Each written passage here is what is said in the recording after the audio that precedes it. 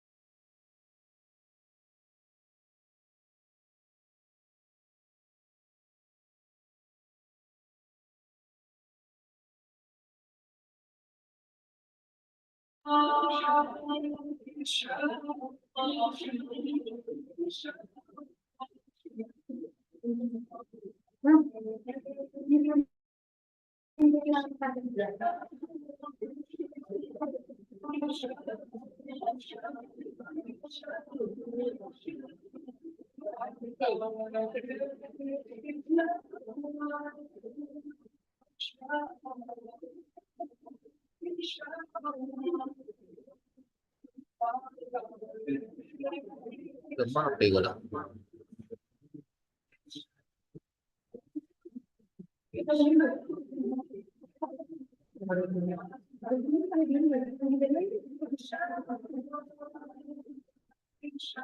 Jadi tanam ini ya.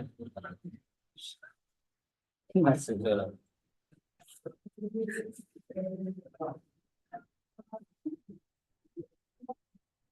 Lihat teman yang sudah bergabung.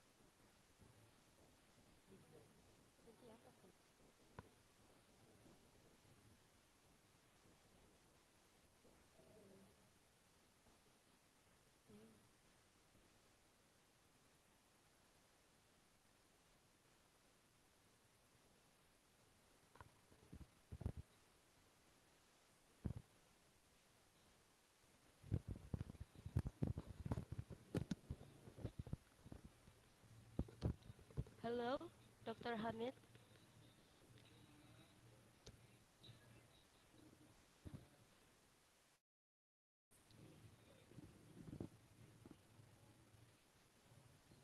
Dr. Hamid, are you there?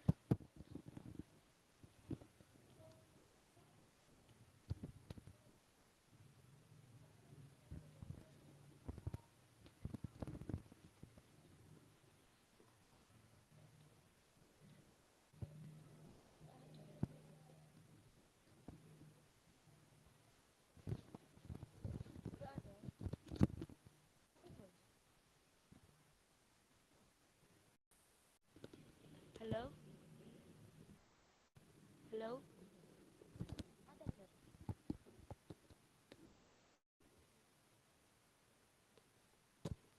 Hello?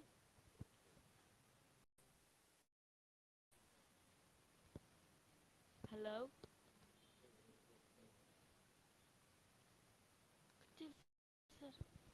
Hello, hello. Cek. Harus gini, Zed.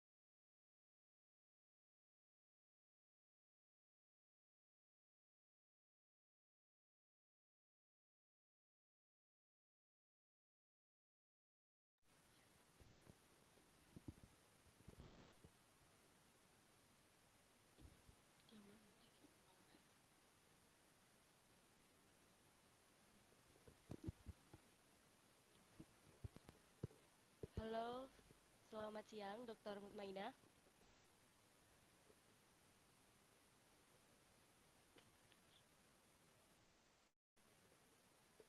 Halo,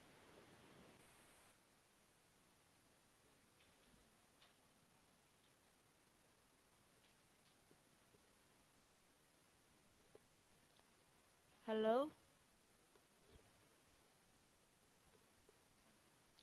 Selamat siang, Dr. Muthmainnah. Halo, selamat siang. Siang, Bu. Suaranya kecil sekali moderator sayang. Nggak kedengaran Siang, tadi. Bu. Coba Selamat mungkin, siang. ya mungkin pengaruh headset. Ya, Halo, halo. belum belum. Halo. Nah, tuh udah besar suaranya tadi kecil.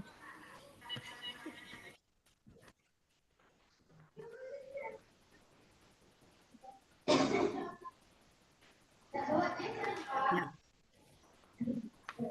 Sudah ada Profesor Hamid Barjesteh. Hai Prof. Good morning. Sudah ada. Tuh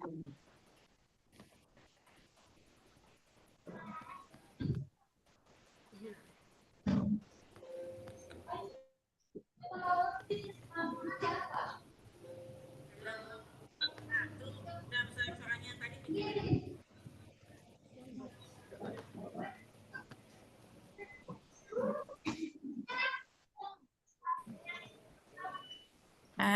Dinda, sebelum mulai, kalau ada video tentang kampusnya, video-videonya putar aja dulu sambil menunggu yang lain bergabung.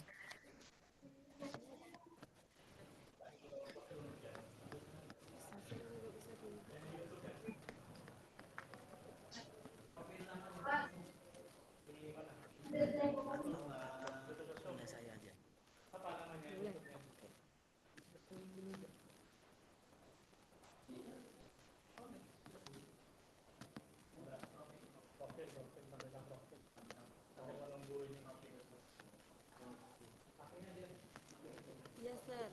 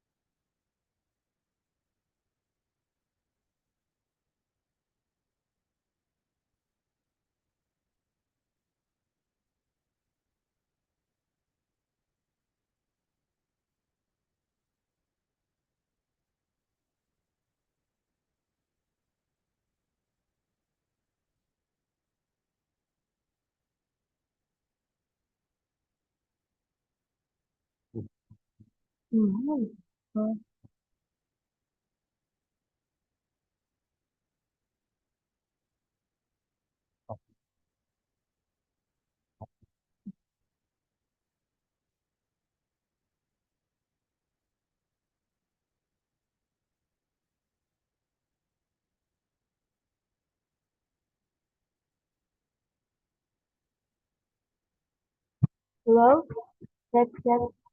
Is my voice clear? Yes, so much clear. Yes, of course.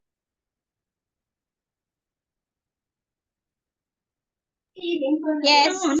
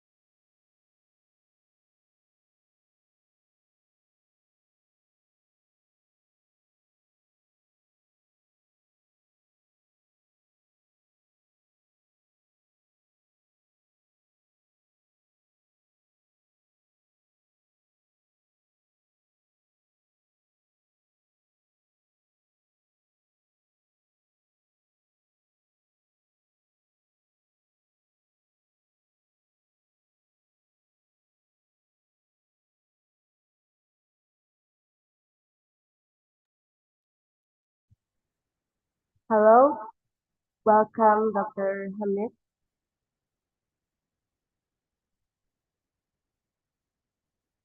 Dr. Habib.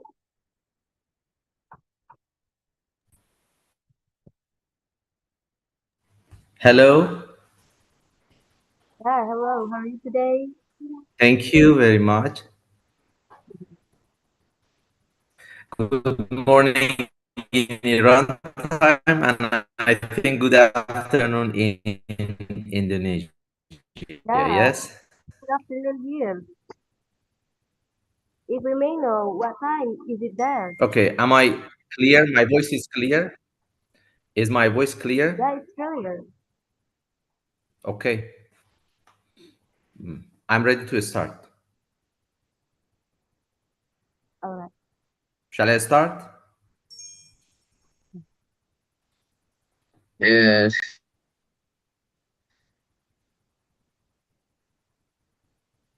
Yeah. Sure.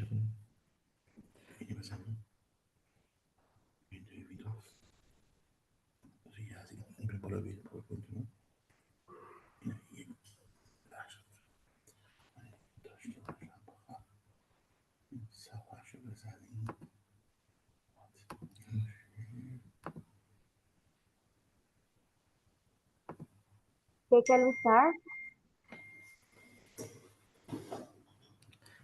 Can you see my slide? Yeah, we can. Okay.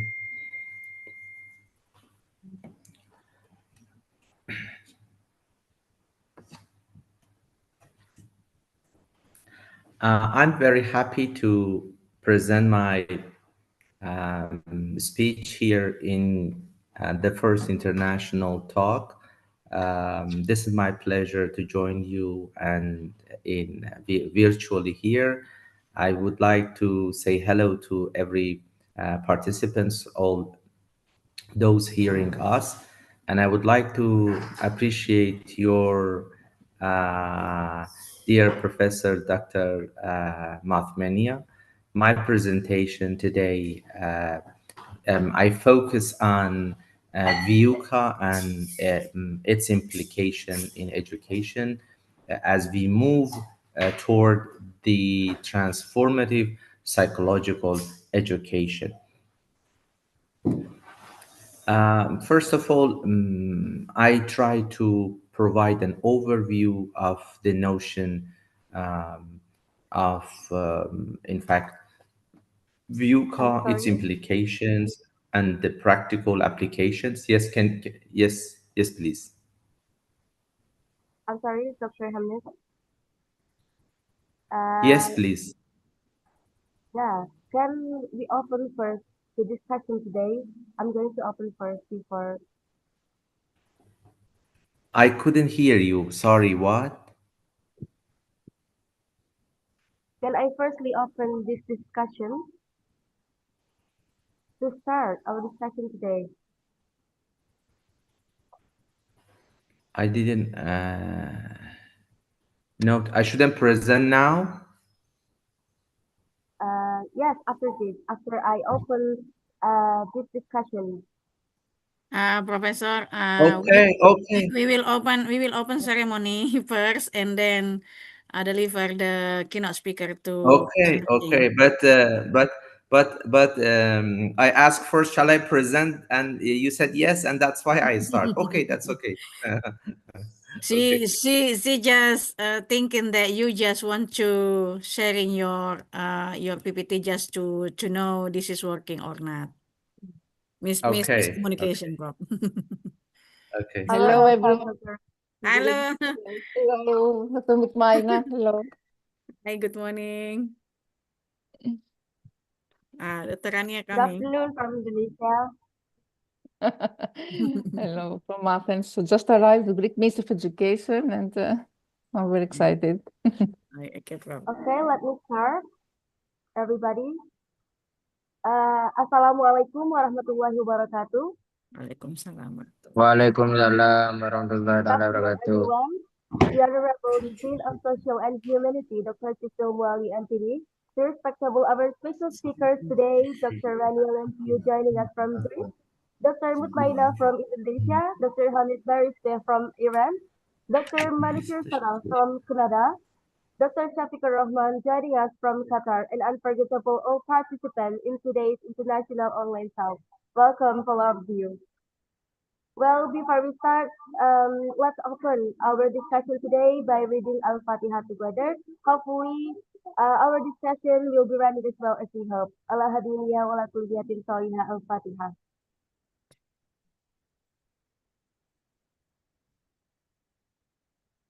Okay, thank you.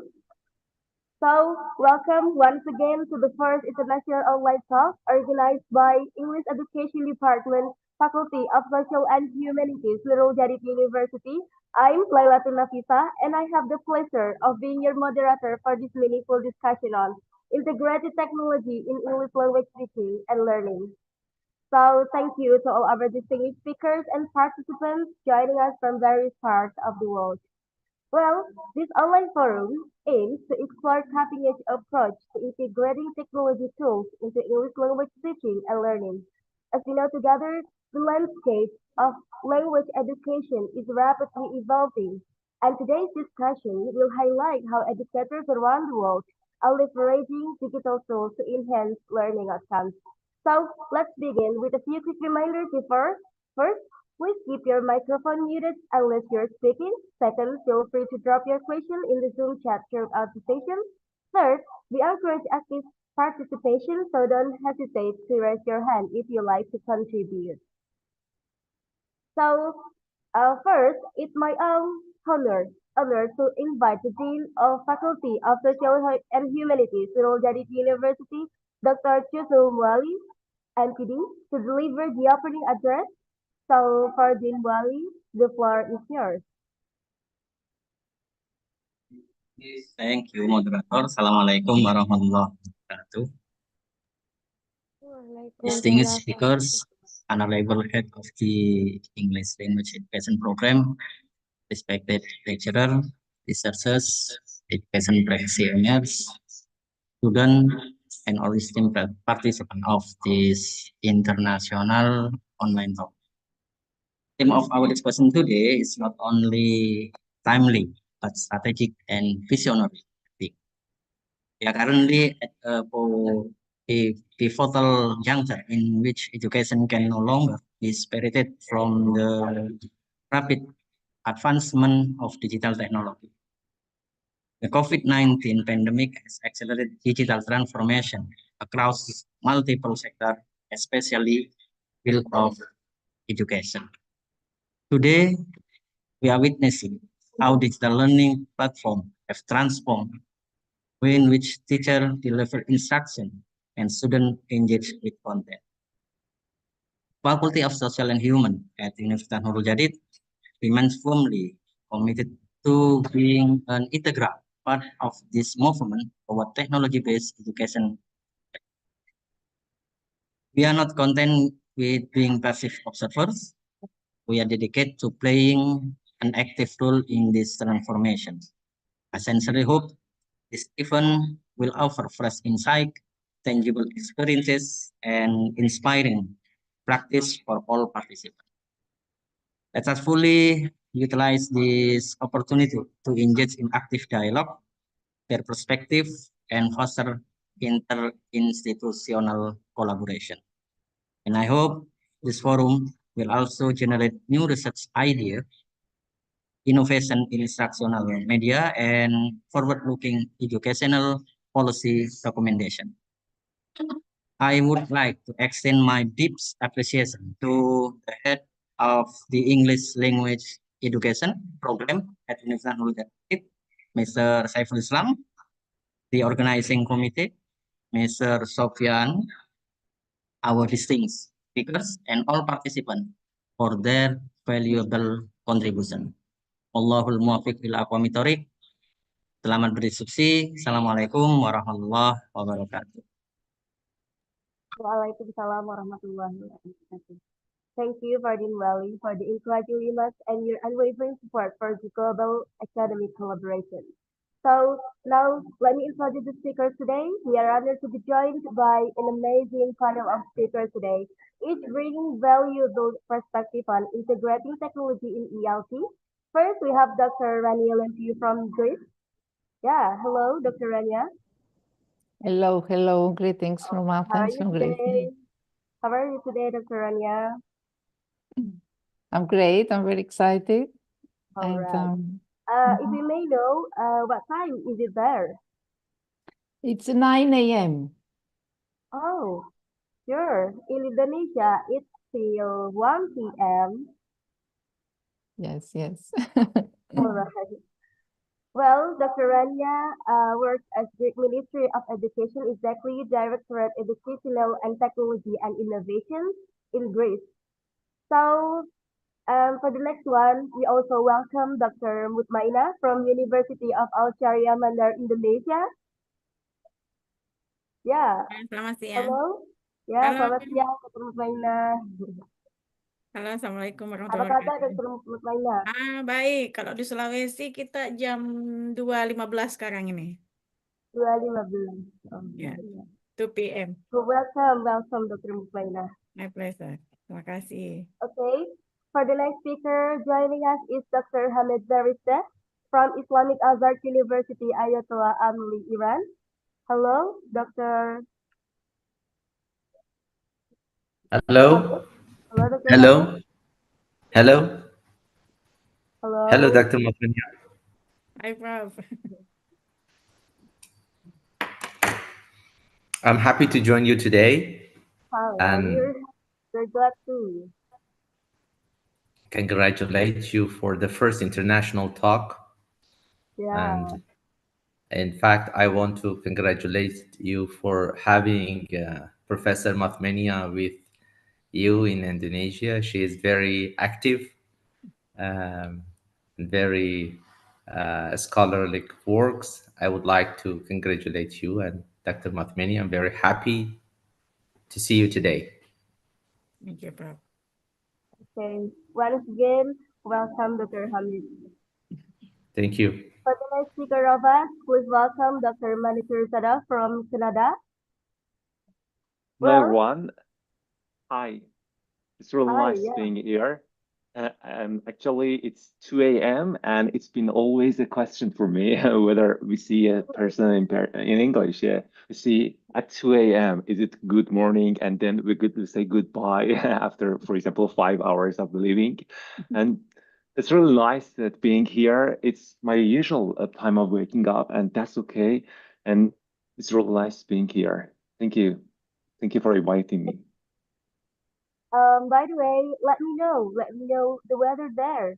How's the weather there, Dr. Manoochehrzadeh? It's about 10 degree 10 degree, and that's okay. Yeah, yeah. It's getting cold this week, and yeah, but it's okay. Thank you for your joining us. Okay, the last and finally joining us is Dr. Syafiq Rehman from University of Doha for Science and Technology in Qatar. How are you, Dr. Syafiq Rehman? Good morning from Qatar. I'm great. Thank you very much. It's a pleasure to be with you guys. So I think making it international is the time zone. That is the best thing. So we all are sitting in the different time zones. I think between Greece, Indonesia, I am in the middle. Oh, right. Tell them Thank you very much. in the middle. I'm calling from Indonesia, exactly from the Nurul University. Welcome to all speakers, all speakers today, and all participants in this international online talk. So, to begin this session, now we would like to begin our first session with Dr. Rania and you, joining us from Greece. Thank Hello, you Dr. very Rania. much. Hello. Yeah. So, Okay. Dr. Rania, the screen is yours. You have time 30 minutes with the Q&A or question and answer session in 30 minutes. So, you may begin. Thank you very much. Greetings again from Athens, from Greece. I would like to welcome you all, me too, to this first international live talk. And I would like to extend my heartfelt congratulations to all organizers, University of Nurul, to Python Propolingo. And of course, I'm very delighted and very honored to be with you today at this language event, to see great friends here like Dr. Muthmainnah. This event, I think, is a testament to a shared commitment to improving English language education in this ever-evolving digital world, because in recent years, and especially after the global shift to online learning, we have seen how technology is no longer just an add-on in classrooms, but a vital part of language instruction. So, in today's session, I look forward to exploring how innovative digital tools, from AI-powered writing assistants and immersive language apps to gamified learning platforms and virtual classrooms, can support both teachers and learners in enhancing the 4 core language skills: listening, speaking, reading, and writing. And together we will look at how these tools can customize to different learning styles, how they foster greater learner autonomy and motivation, and how educators can effectively integrate them into their teaching strategies. And of course, I hope that we can have an open dialogue at the end about the opportunities and the challenges we face as we adapt to this new AI landscape. Now, we'll start sharing my presentation. So I have a lot to say. Let's see. Can you see now my presentation?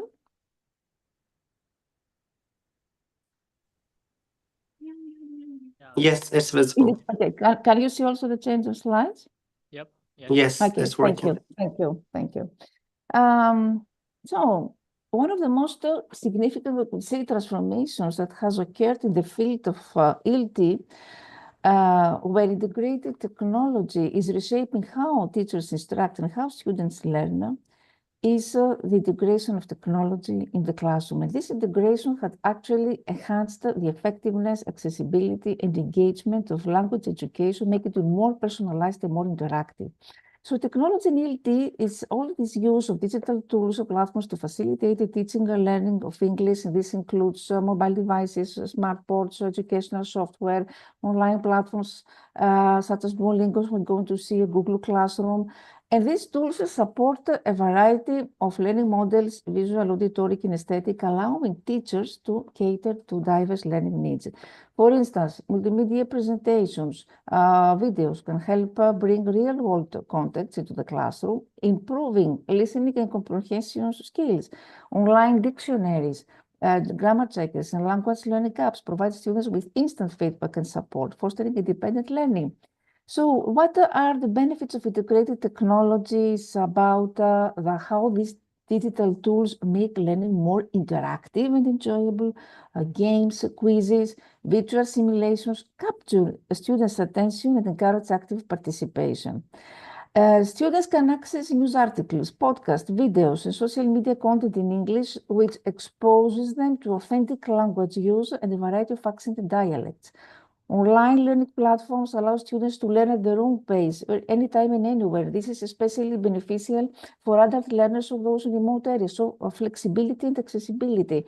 Technology enables collaborative projects also and communication beyond the classroom, because platforms like Google Docs or Padlet encourage teamwork and exchange of ideas in English. Data-driven learning, because teachers can now track a student progress through digital assessments and learning management systems, allowing for more personalized and targeted instruction. On the other hand, of course, there are challenges and especially ethical considerations, because integrating technology is not without, of course, obstacles. Some educators and students may lack, of course, digital literacy skills. We have seen the case during the COVID pandemic here in Greece. Greek teachers were panicked when they had to design learning management, to handle learning management systems and design online lesson plans. And this COVID pandemic actually revealed the weaknesses when it comes to teacher training. There were teachers in Greece who didn't know not even how to turn on the computer. So challenges, and on the other hand, the COVID pandemic showed also the digital gap, inadequate access to devices on the internet among students, especially in under-resourced areas, and this can widen the digital gap. And additionally, the over-reliance on technology may reduce face-to-face communication and human interaction, which are crucial in language learning.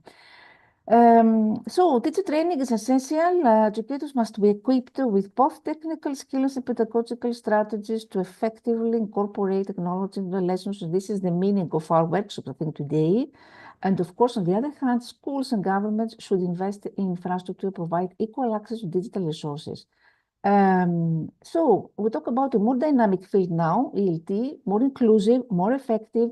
While challenges remain, the potential benefits far outweigh the drawbacks.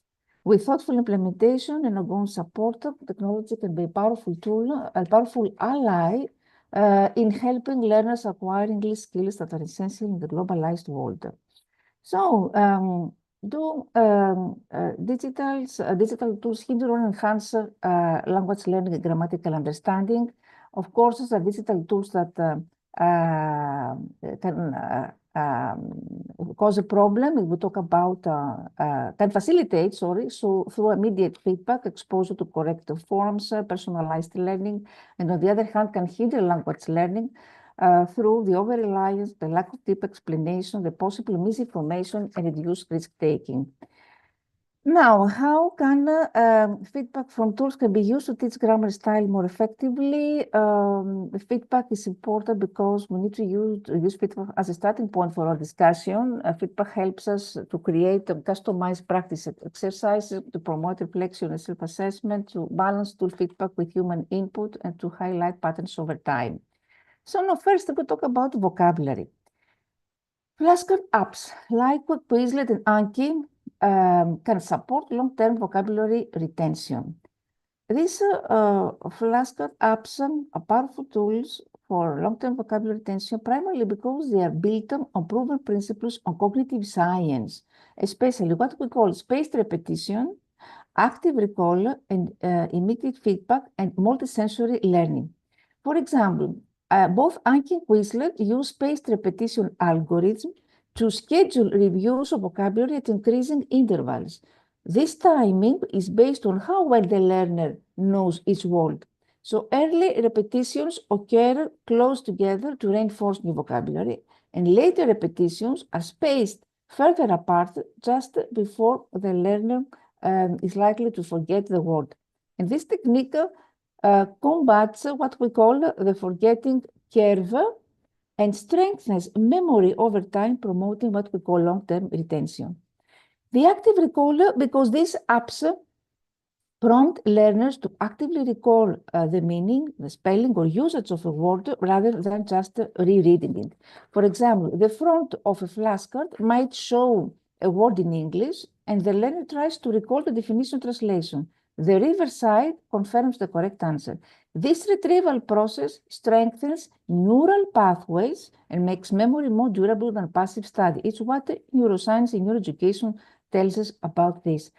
Both apps provide instant feedback, allowing learners to correct mistakes right away, and this helps enforce correct information and prevents the reinforcement of errors.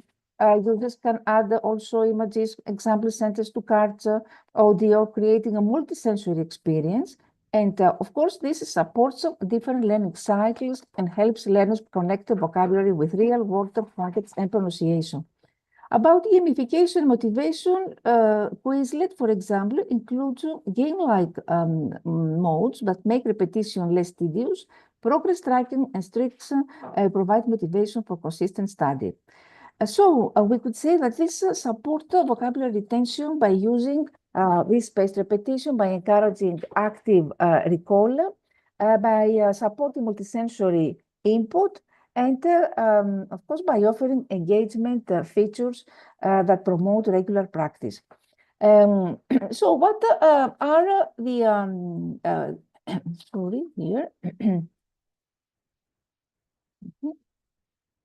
the advantages of using spaced repetition?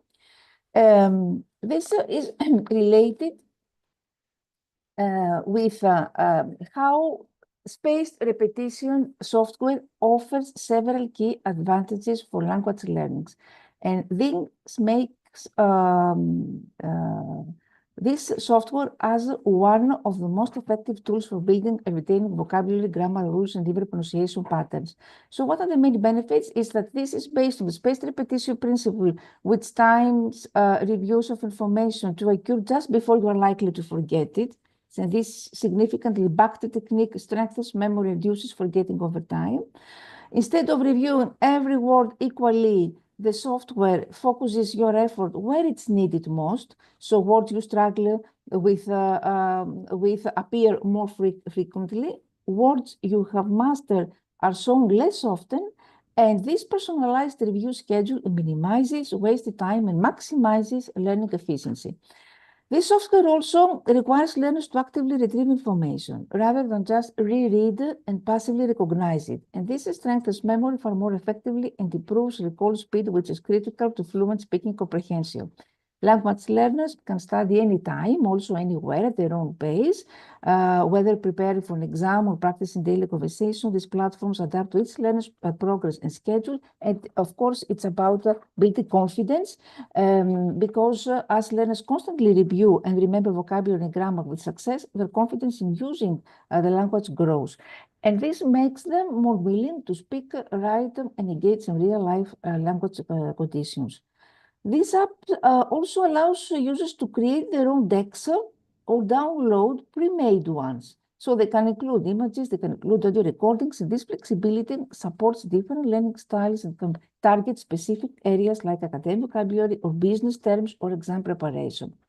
Definitely more software, spaced repetition software offer progress tracking, so learners can see how many words they have learned, how often they have reviewed them, and what needs more work. This helps set goals and stay motivated.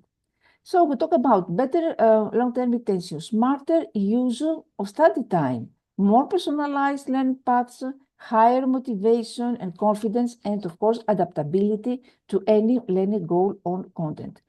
Gamification in vocabulary apps is something that definitely helps with motivation because it has to do with points and badges and leaderboards, give learners tangible goals and a sense of accomplishment. Again, this is related with neuroscience, with the reward center as a reward system, which is in the center of our brain. These rewards tap into intrinsic and extrinsic motivation, promotes consistency. Features like streaks or time-based challenges encourage habit formation, creates a sense of progress and mastery, and of course enhances enjoyment. So this reduces anxiety, supports autonomy, etc. Limitations to consider, of course, here is that learners might focus sometimes on any points rather than truly understanding words. Overemphasis on streaks or competition can lead to pressure and eventually disengagement. And learners may struggle to stay motivated when gamified elements are removed or no longer novel. So gamified should be well designed. If it's well designed, leverages psychological principles to boost motivation, engagement, and learning outcomes. For vocabulary, I mentioned about Quizlet, Word, Word, and Kahoot. Interactive quizzes for grammar and vocabulary. Kahoot is very popular worldwide. Memorize, gamified space repetition learning. Bamboozle, fun team games to reinforce language. Some examples of these tools. For reading comprehension, we have tools like Newsla or Rubordify are designed, these tools are designed to support and enhance reading skills, especially for learners who might struggle with difficult text. Newsla offers articles on the same topic, but at multiple reading levels, and this allows learners to access content that matches the current reading ability, making comprehension easier while still exposing them to new information. It uses current real-world news stories that are interesting and meaningful, which can motivate learners to read more, and built-in quizzes, writing prompts, and this can help actually reinforce understanding and encourage critical thinking about the text. Always there are contextual definitions, annotations. On the other hand, reword define replaces complex words and phrases with simpler synonyms. By making sentences easier to read, learners can focus on grasping the overall message instead of getting stuck on individual words. And it's about customizable difficulty because users can choose how much simplification they want. Of course, in what ways digital annotation tools aid reading comprehension? This helps with active engagement with text. By organizing thoughts and ideas, readers can highlight, for example, unfamiliar words and add definitions or translations directly in the text. It facilitates deeper analysis, supports collaboration, and digital annotations also can be searched, organized, and revisited quickly, helping learners review key points before test or writing assignments. Read Theory, for example, is a tool for adaptive reading comprehension exercises. Link Q allows learners to read and listen to content simultaneously, building vocabulary contextually. A Common Reader is another tool which offers free text with guiding questions and assessments. So for writing enhancement, AI-based handle can handle actually tone, but also, so there is a noise. If it's possible to mute your microphones because, okay. These tools can handle tone, context, and intent in comparison to what was happening with rule-based editors. For example, about tone handling, AI-based tools can adjust and understand subtle emotional cues that could be friendly or persuasive or empathetic. It's able to rewrite content in a desired tone, recognizes shifts in tone across long passages. On the other hand, what was happening with rule-based editors? We used fixed rules or keyword spotting. We can flag overly casual or aggressive language, but often lack nuance. This lack nuance is very important, and may misinterpret the tone when the word sarcasm, for example, or indirectness is used. For context understanding, the AI-based tools can analyze entire paragraphs of documents, not just individual sentences. They can understand narrative flow, previous dialogue, or topic continuity. They can maintain character voice in fiction or consistent brand tone in marketing. On the other hand, rule-based editors evaluated each sentence more, we could say, independently. Limited memory of what was previously said struggles with context accumulation, and it's prone to give generic or conflicting suggestions over long text. For intent recognition, AI-based tools infer user goals from the structure and phrasing. It can tailor responses accordingly, suggest stronger arguments, soften language, or make content clearer.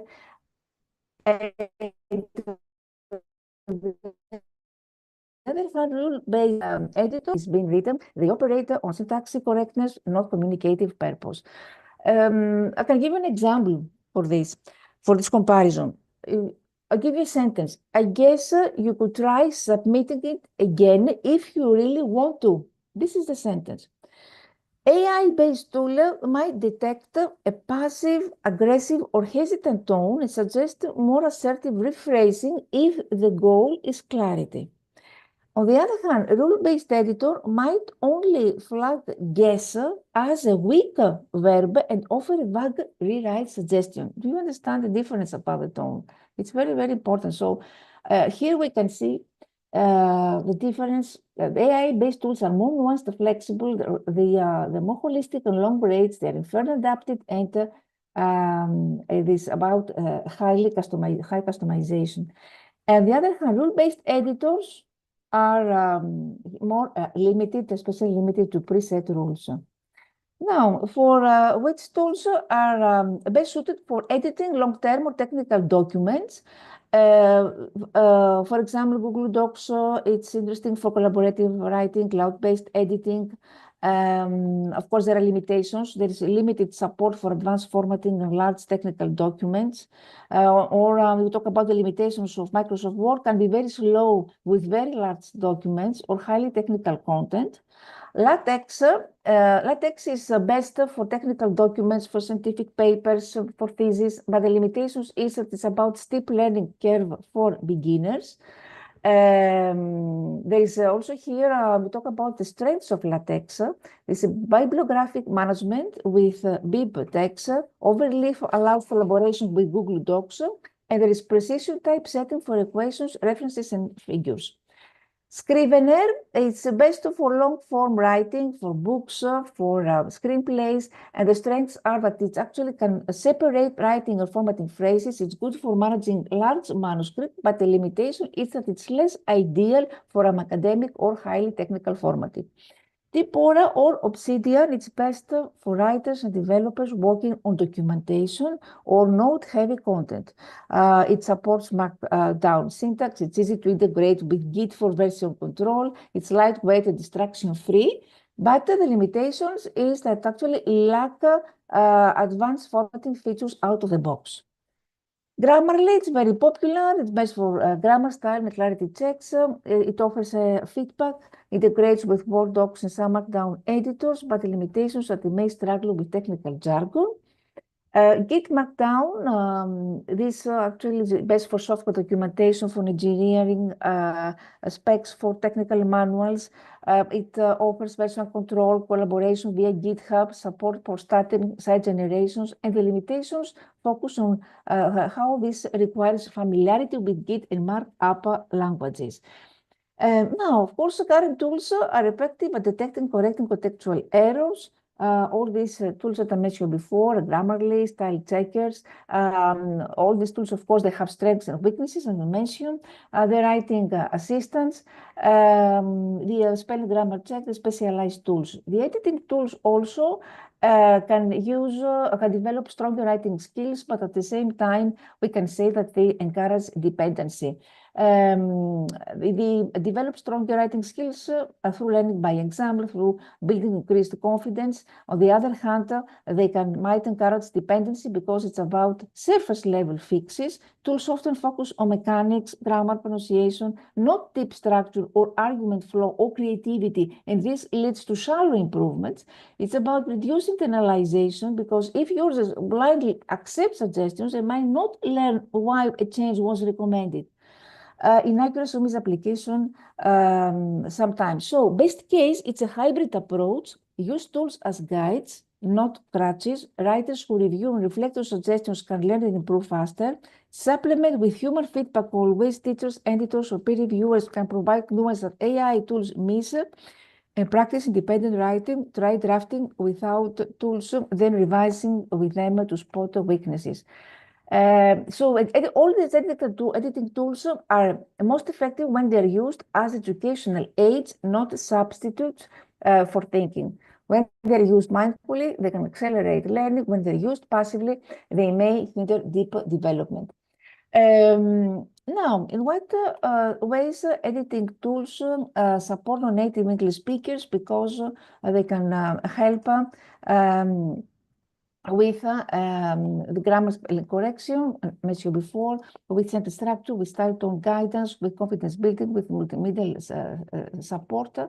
And these tools can be also applied in all these types of writing. For example, the academic writing, the creative writing, the business writing. For example, Grammarly can help the non-native speaker to improve the writing with tone readability tools, with real-time feedback and other features. The limitations is about the limited deep learning, contextual weaknesses, and cultural and stylistic nuance. If we compare, for example, the effectiveness of Hemingway editor for writing, we can see some differences. ProWriting 8 is more complex, feature is dashboard, more advanced grammar. When we use each tool we use, we need to see the differences, what is the strengths, the weaknesses, the limitations before using any of these amazing tools that we have. Hemingway app analyzes readability, clarity of writing. ProWriting edits, offers in-depth writing feedback. Grammarly, real-time grammar, and Google Docs. For speaking and pronunciation, we have apps like Elsa or Speeching help improve pronunciation fluency, provides detailed feedback on individual sounds and phonemes. SpeechLink evaluates pronunciation within longer phrases or sentences. It's about immediate personalized feedback. Speech recognition also tools accurately assess non-native pronunciation because they offer improved phonetic analysis, immediate feedback, personalized practice. On the other hand, what are the limitations? The context sensitivity, the limited nuance in assessment, all these technological constraints. Some tools, Flipgrid is very popular. It's about video discussion platform where students record responses. VoiceThread, multimedia slideshow tool with voice comments. SpeechLink offers pronunciation practice with native coach feedback, and Elsa Speaker, AI-powered pronunciation and fluency coach. Top speech recognition apps for language learners is what I mentioned before. Elsa Speaker is very accurate, designed specifically for learners. But it's limited to English. It's best for non-native speakers working on accent reduction and pronunciation accuracy. Monthly focuses on multiple languages for beginners to intermediate levels and supports many languages. SpeechLink, it has limited gamification compared to Duolingo or Babbel, so this is a limitation. Duolingo is, I think, the most common and most popular. It's fun and engaging, but sometimes speech recognition is based on the often linear. It's for beginners and casual learners. Google Translate in conversation mode, which is free and multi-language. Rosetta Stone, it's an immersive, tool. It offers the possibility for immersive language learning. So the pros has to do with strong speech feedback, and on the other hand, the subscription cost can be very high, however. The challenges in practicing speaking skills on digital platforms. Here, these are related with limited real-time interaction, with lack of non-verbal cues, technical issues, with reduced possibilities, and dependence on self-motivation, the limited speaking context, and sometimes the social pressure. Tools, BBC, the ELO organ has some pre-listen activities that you can find. TEDx also inspiring talks with transcript comprehension questions can be used in ELT, lyrics training that enhance listening through music and lyrics.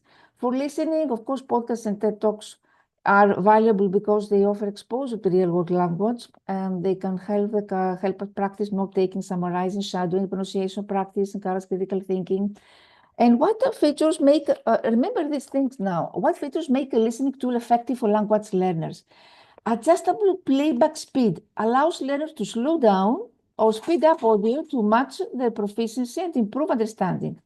Provide written text alongside audio helps learners follow along to check understanding and learn vocabulary. Interactive exercises, activities like filling the blanks, multiple choice questions or quizzes reinforce comprehension and active listening.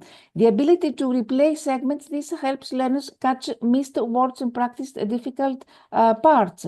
The vocabulary support also. Because instant access to definitions, translations, and explanations of key words and phrases within the audio context. Exposure to different accents and real-world speech patterns prepares learners for diverse listening situations, so variety of accent speaking styles. Contextual and cultural content, audio that reflects authentic context always and cultural nuances enhances both language and cultural competence. The progress tracking, because monitoring listening skills over time motivates learners and helps identify areas needing improvement. Adaptive difficulty levels, because content tailored to learners' current abilities keep them challenged and not overwhelmed. These are the features that we need to have in mind about a good listening tool. An effective listening tool combines flexibility, interactivity, support, and authentic content to build listening skills and learner confidence. Transcript aid helps a lot, actually. The transcript, yes, sir? Yes. Yes, I have to. Yes, Sorry. yes. The time is 5 minutes to go. Okay, yes, 5 minutes. Okay. Transcripts are very important because they can clarify difficult audio, they can support vocabulary recognition, because learners can actually connect spoken words to the written forms, helping them recognize new vocabulary and improve spelling and pronunciation. It can help with focused learning, because having a transcript lets learners follow along as they listen, reducing frustration and helping them catch details they might miss otherwise. Facilitates self-checking. Learners can check their understanding by comparing what they heard with the transcript, which actually boosts confidence and highlights areas of improvement, allows for repeated review. Transcripts make it easier to revisit specific sections to study tricky parts or practice pronunciation and intonation, and supports different learning styles, because combining auditory and visual input helps learners who benefit from seeing and hearing information simultaneously. For language exchange and communication, of course, the benefits of using language exchange platforms like Tandem or HelloTalk. It's interesting that these two platforms help with real-life conversational practice, with mutual language learning, flexibility, convenience, with cultural exchange, with access to additional learning tools. Cultural differences, of course, impact communication language exchange apps because of different communication styles, because they can focus on different humor taboo topics, because they can address language translation challenges, because there are expectations about responsiveness. And remember why language exchange platforms are not a complete substitute, because it's about because exchanges often lack the structured curriculum and targeted feedback that formal classes or coaching provide, which are important for systemic improvement. The language skill of exchange patterns can vary widely, so the quality of practice and corrections may be consistent or limited. Partners may not always notice or correct mistakes or provide explanations, which formal structure usually emphasizes. There is a focus on social interaction, for example, or the potential for imbalance. So the benefits of these language exchange platforms, it's about real-life communication, it's about cultural insights, speaking confidence, and motivation. The graded learning apps, like Duolingo and Babel, they're easy to use interface. It's about cultural context also. Structured courses in apps offer more feedback, better feedback quality, content depth and cultural exposure. Language apps can support sometimes advanced language learning through this convenience and the consistency, through adaptive learning. The limitation for advanced learners is that sometimes there is a lack of depth in specialized areas, a limited nuance, sometimes lack of motivation and engagement. And some digital tools like the classroom, Kahoot and Padlet I mentioned before, they're very popular. Padlet is more collaborative, it's about collaborative brainstorming, multimedia integration. They showcase student work. What challenges do educators face when they integrate? Usually it's about time constraints, about students' access equity, how to maintain student engagement, how to assess and evaluate. So we need the critical thinking at the same time because technology has transformed language learning through multimodal learning, data-driven insights, interactive engaged learning, but at the risks of over-reliance on digital tools, risks of privacy, data security. These are things that we need to take into consideration. Education application is that students can use digital tools ethically, responsibly, and wisely in order to improve the writing quality and other skills. A middle ground approach, I could say, it's about transparency, guidelines, teacher involvement, using as a learning aid, not a crutch. Educators can integrate language edit tools into writing instruction by embedding tool use in writing workshops, by focusing on understanding errors, not just fixing them, by using tools to teach revision strategies, by supporting multilingual learners, by integrate tools in research and promote digital literacy. The ethical considerations related with quality, with authorship, ownership, misinterpretation, the risk of bias that these tools usually have. They have trained data bias, gender identity bias, privacy risks, and about accessibility. AI tools should be accessible to all, especially to users with disabilities. We have amazing tools for students with visual impairments, with dyslexia, screen reader compatibility, text-to-speech, speech recognition tools, visual customization, etc. Some examples: natural reader, voice stream reader, software. And for translation also, we have many, these tools don't have time for this. The future of language editing, it's about more deeper, it's a deeper contextual understanding. Yes. Finishing, yes. The best apps, Duolingo, Memrise, Monthly, Pronounce, Stockpile, a highly customized learning experience, Kipi, AI language tutor, SpeakFit, Yodlee, Zaplingo, Conversely, Talkberry. I can give you a whole list in the end. LingoStar, LinguaBot, Andy AI, OEA Avatar, Deep English, Tutor AI, Polite Poster, Check Typo, Gamma Guru, and some websites to practice English grammar online. Thank you very much. So I can speak for hours, but I don't have to stick to the time. Thank you very much. And for any question, I'm here to discuss.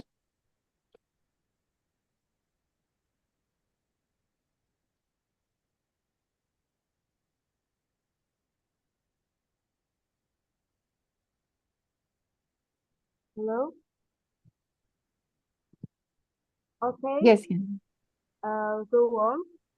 We open the floor for questions. So if you have any questions, kindly type in the room chat now.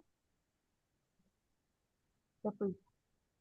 Okay. I can see here. Coming up for first question. It is from Faiz, Mr. Faiz from Indonesia.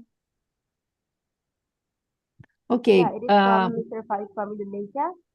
Okay, let me read the question. If digital tools bringing innovation into the classroom, such as interactive apps, virtual classroom, but many teachers in Indonesia have not received adequate training to use the technology effectively. As a result, technology may not be optimally utilized or may actually increase the burden on teachers. So, what is the best solution to overcome the paradox between the technological innovation and teacher readiness in Indonesia? So, for Ms. Rania, please. Perfect question, and the same is happening in Greece also. I think in other countries also the same thing is happening. There are teachers who lack of training, but not only this, there are teachers who are resistant to change. They don't want to use innovative solutions. So in order to solve this paradox between technological innovation and teacher readiness in Indonesia, the best solution involves a multi-layered, context-sensitive approach that actually bridges the gap between access to digital tools and teachers' ability to use them effectively.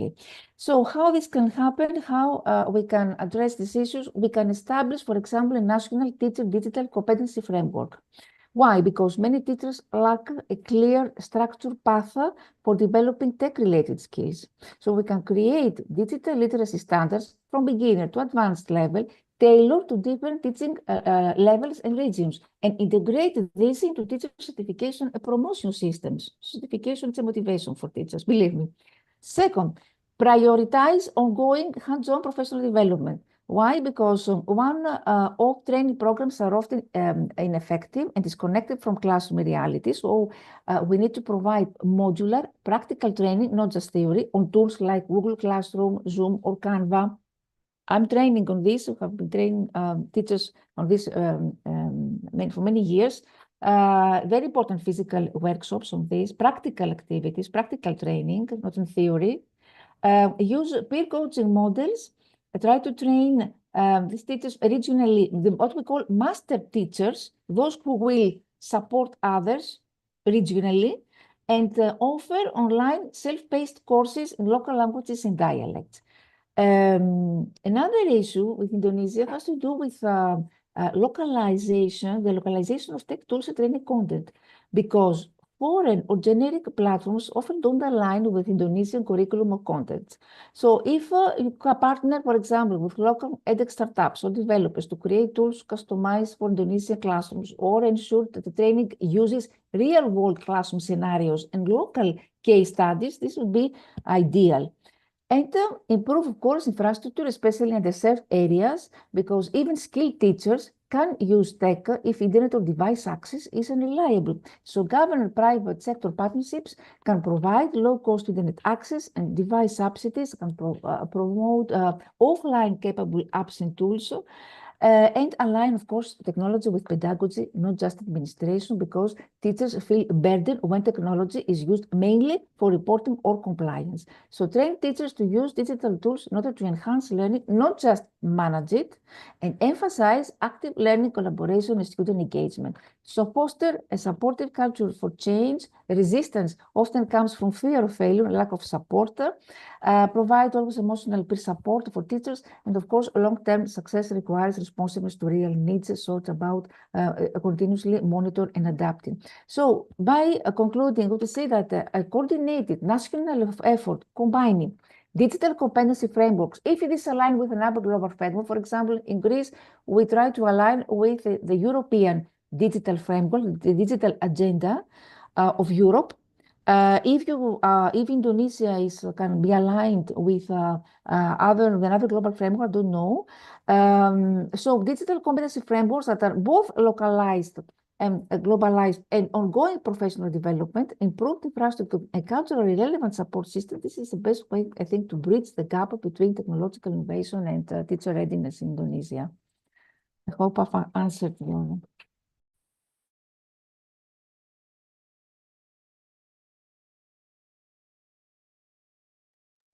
Okay, then thank you for Mr. Rania.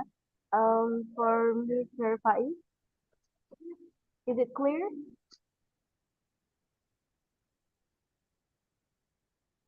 All right, I think it's already clear. Yeah, thank you for Mr. Rania for your nice presentation. Thank you. Thank you so much. It was a great opportunity. So, Thank you for inviting me. go on to the second session. That is, we're going to welcome Dr. Muthmainnah. Yeah, for the second session. Halo sayang. For the second session, it's coming from Dr. Muthmainnah. Yeah. Hello. Terima kasih cantik. Oke, Yeah. can I start now? We have time 30 minutes with the Q&A or question and answer Yeah, I know. The session. time only 30 So, minutes. jadi 30 menit ya untuk presentasi dan Q&A-nya. Yes. Yeah. So, the floor is yours, Dr. Muthmainnah. Terima kasih banyak. Bismillahirrahmanirrahim. Assalamualaikum warahmatullahi wabarakatuh. Okay, before I start my presentation, I want to say thank you very much to the organizing committee, director of jadi di mana lokasi kampusnya ini? Python, Probolinggo. Probolinggo. I want to say thank you very much to director of Nurul University in Purbalingga, Indonesia, and also the Dean of Social and Humanity Faculty by this university also. And then all of the participants, the student, the lecturer, and our keynote speaker who are already attending in this wonderful event. I'm really happy to meet you. Saya sangat bahagia bisa bertemu dengan kalian semua. Okay, for today, I want to share my topic about computing intelligence actually already. Let me share to you my screen. I hope this is visible ya. Bisa dilihat moderator cantik. The moderator, can you see my... Okay. Let me introduce myself. My name is Muthmainnah. You can call me Nina. This is my profile, my short profile. I am lecturer in the Faculty of Teacher Training and Education, Universitas Asyariah Mandar. My background area, this is English education. And also, this is some of my national and international organization, my Scopus ID, my Orchid ID over there. Feel free to cite and read my article over there. Okay. Today, I want to share to all of you about proactive classroom management in the age of artificial intelligence, transforming education with quantum intelligence. Maybe about the quantum intelligence, this is the new one. But for today, I want to try to share how to understand the quantum intelligence in education.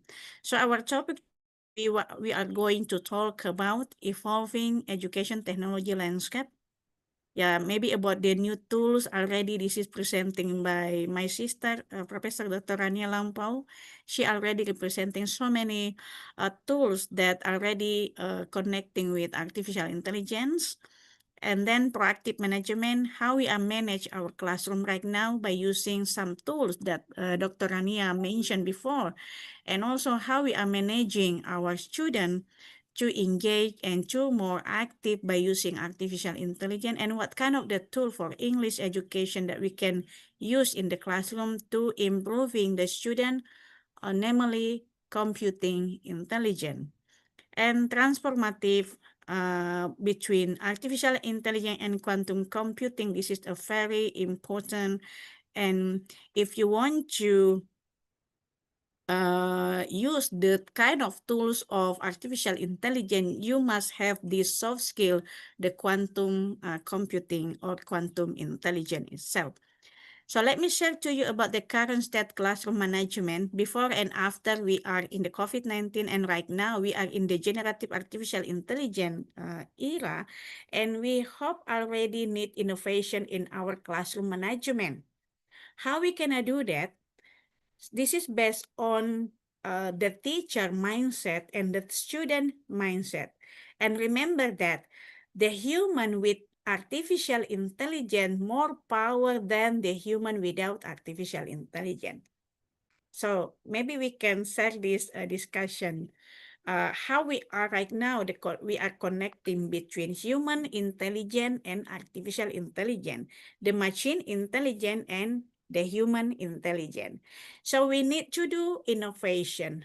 What kind of the innovation? Of course, if we want to apply or if we want to do implementation some of the artificial intelligence tools in the classroom, we need to do having a novelty and innovation in the our classroom management. So we are use some of preventive strategies.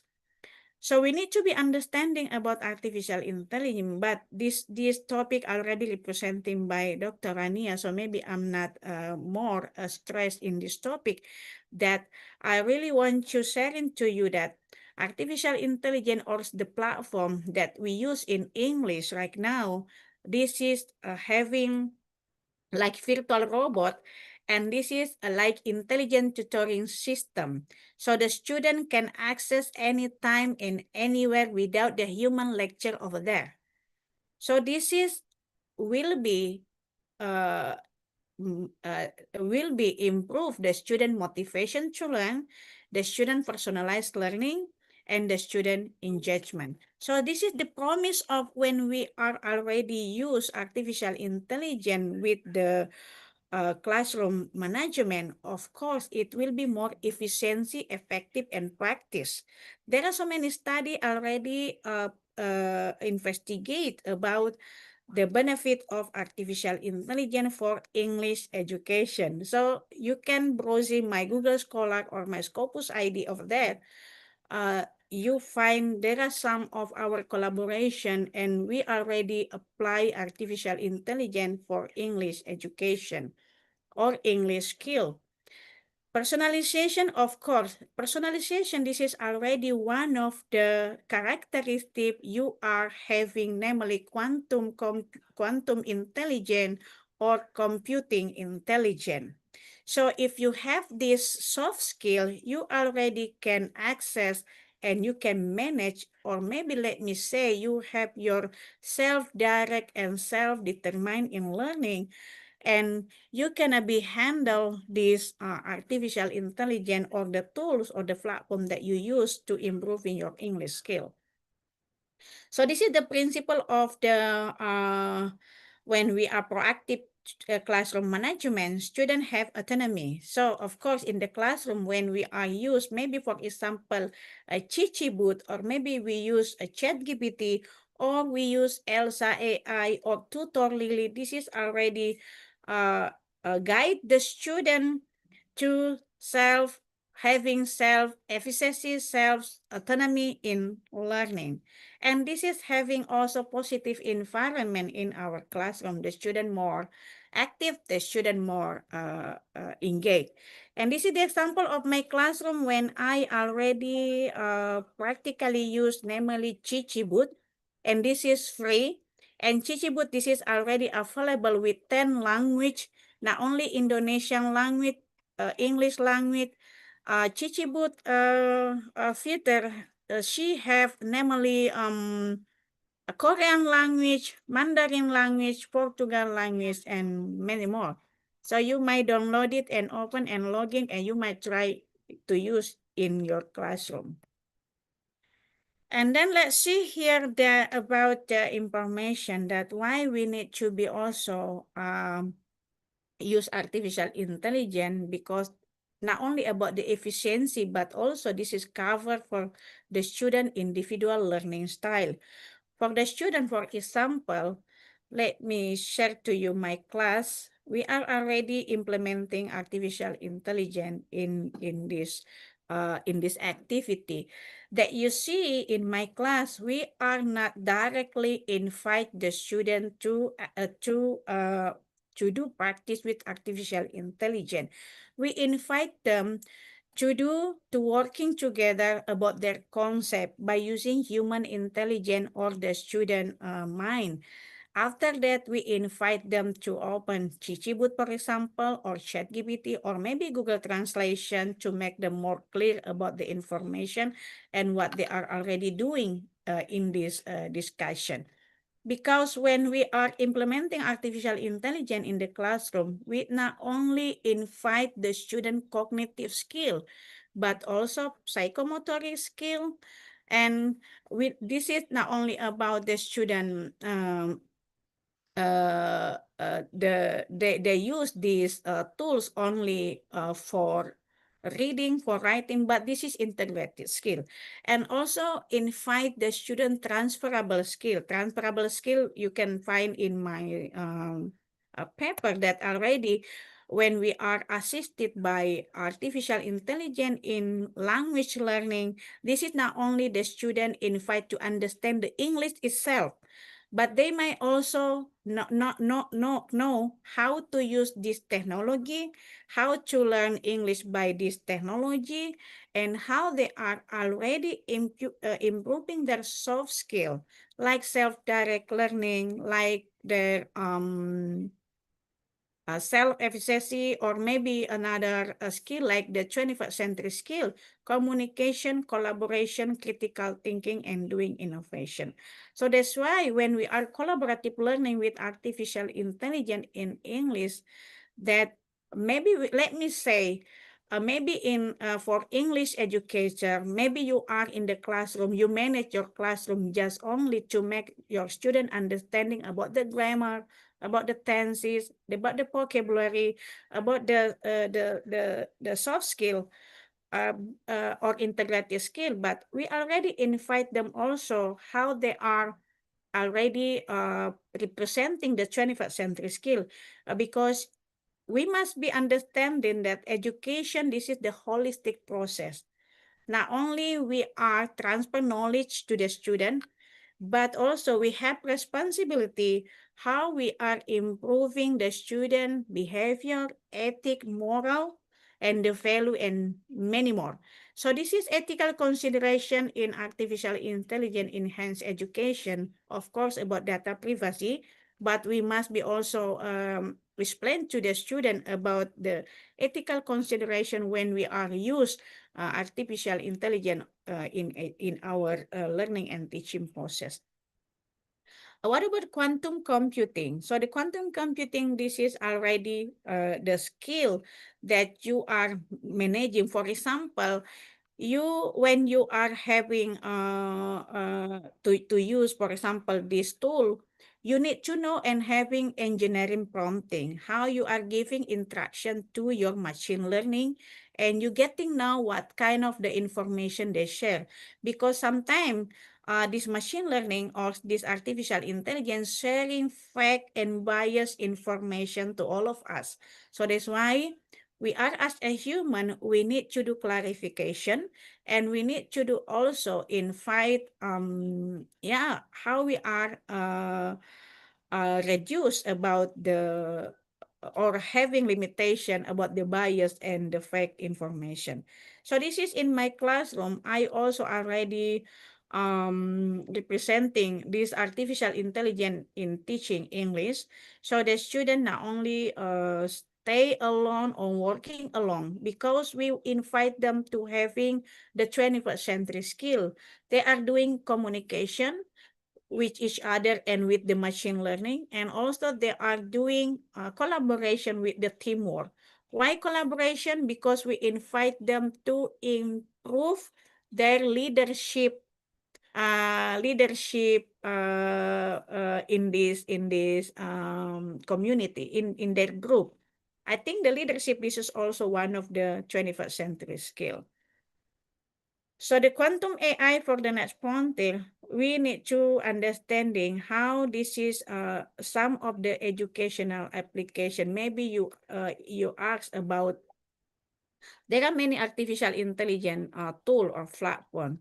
So as a teacher or a student, you might understand and find what is suitable based on your need. Maybe the moderator, you need to understand or improving your pronunciation. You can use Elsa AI, for example. Or maybe you want to be having your grammar or testing your tenses or about your vocabulary. Maybe you might download it, namely ND AI or Tutor Lily AI. There are so many platforms, but come back again, what is what kind of what is you need by this platform. So maybe I will win my presentation because I know the time very limit.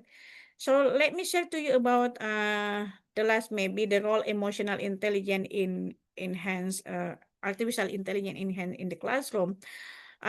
Because I already mentioned that human with artificial intelligence more power than the human without artificial intelligence.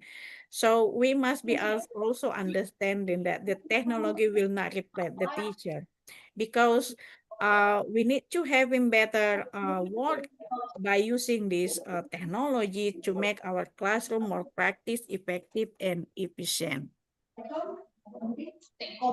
Yeah, and also gamification. Yeah, because when you are playing with your artificial intelligence friend, for example, in the like Chichi Boot, or maybe you use like NDAI or Mitsuku.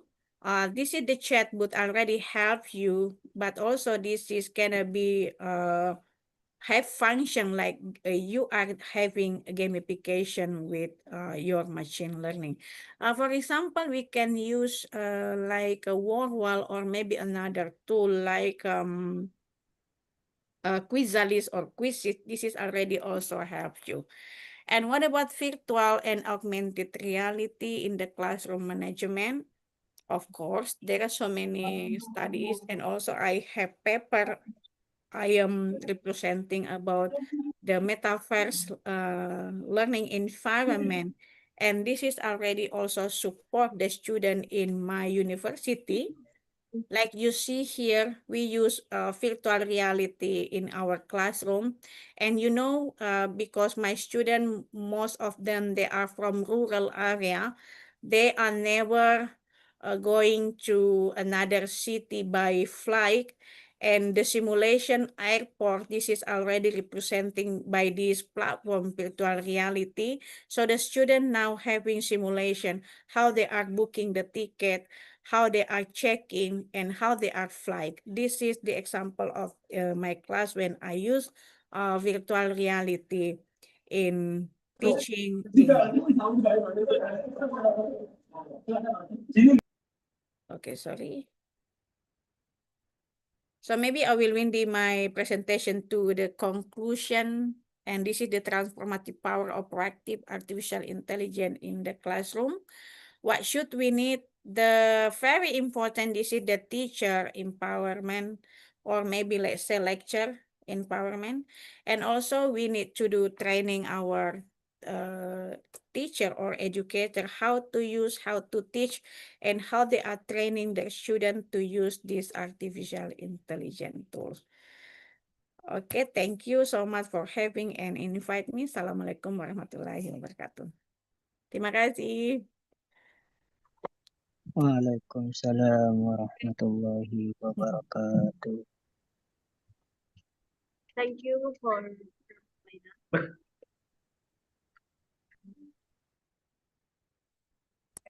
Q&A session. So please,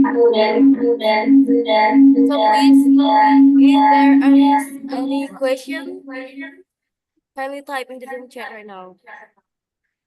Yeah, maybe you can write in the chat box.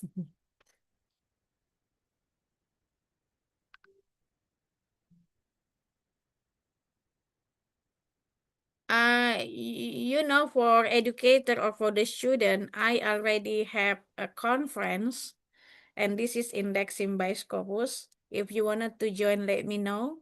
I already shared to your dean the link of the conference, and you can share your paper, and we can do many discussion about artificial intelligence there.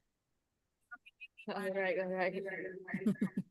So here's the question coming from Miss Amelia Yusrina. Yes. I Yeah, know. she's from Indonesia, I guess. The question is, in what ways should teachers maintain human oversight when using AI tools? Let me read one more Kenapa time. suaranya snoring? Teachers maintain human oversight when use AI tools. So for Dr. Muthmainnah, Yes. please. Okay. You know about this artificial intelligence tool? I already shared to you my class and my experience and how to maintain human oversight. Yeah. For example, in academic writing, we have also namely the tools how to identify how much you are already use artificial intelligence, like a Turnitin. This is already the tool that really helps you to your oversight when you are using artificial intelligence, for example. But this is in academic writing. And mostly also already when we want to doing right now when we want to do collaboration by using this artificial intelligence in our classroom. We need to do now to having understanding that artificial intelligence or the AI tools that we use in every day, this is only the tools. This is only the machine learning. So we must sharing also about the ethical, how to use these artificial intelligence or the tools. And we know also the bias detection, we know the bias information. And we need to do also maintaining emotional and relational presence. Maybe, for example, because we use this artificial intelligence like we are anthropomorphizing this tool. Anthropomorphizing, namely, you treat this artificial intelligence of the tool like your friends, like your human friends. For example, when you are doing a conversation with the Chichi booth or a tutor Lily, for example, maybe you treat this your artificial intelligence chatbot friend, you treat like a human. So that's why we need to be also having to do like maintaining your emotional and relational present. Sometimes that maybe the people have a boyfriend or girlfriend with AI booth. I don't know, because some of the students also already shared to me that they feel more comfortable when they are sharing about their feeling to the artificial intelligence friend. Like let me say, maybe this is teman curhat.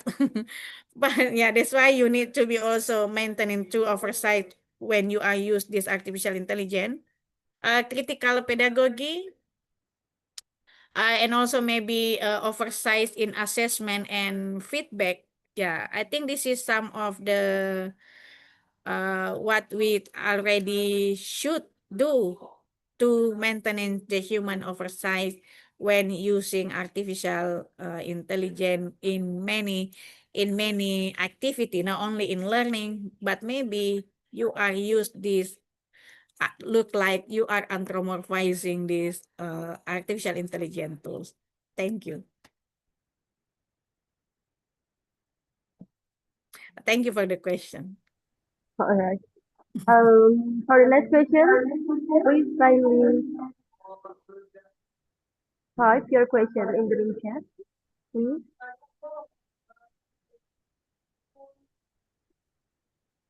For our participants, if you have any questions, please kindly type your question in the room chat right now. Yeah, this is from Emilia. Yeah.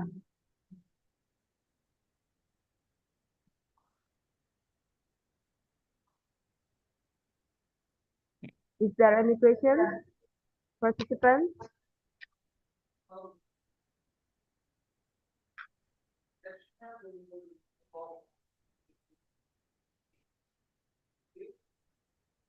I think there's no more questions, Dr. Muthmainnah. Thank you. Okay, Thank you for thank the you question. for your next presentation, Dr. Muthmainnah.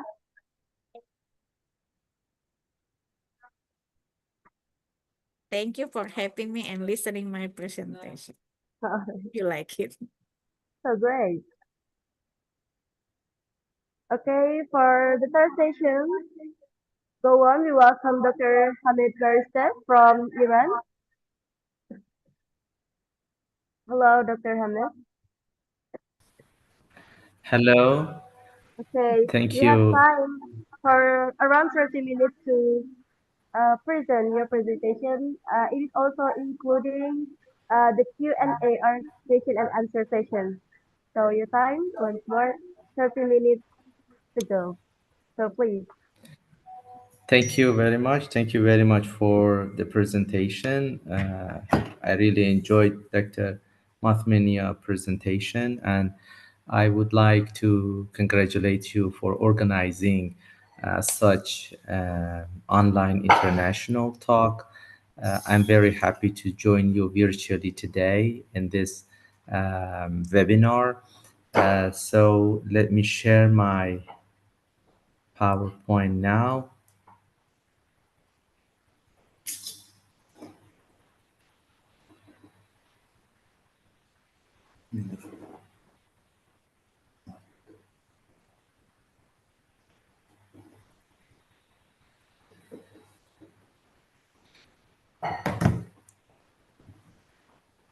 Can you see my slide? Yes, we can.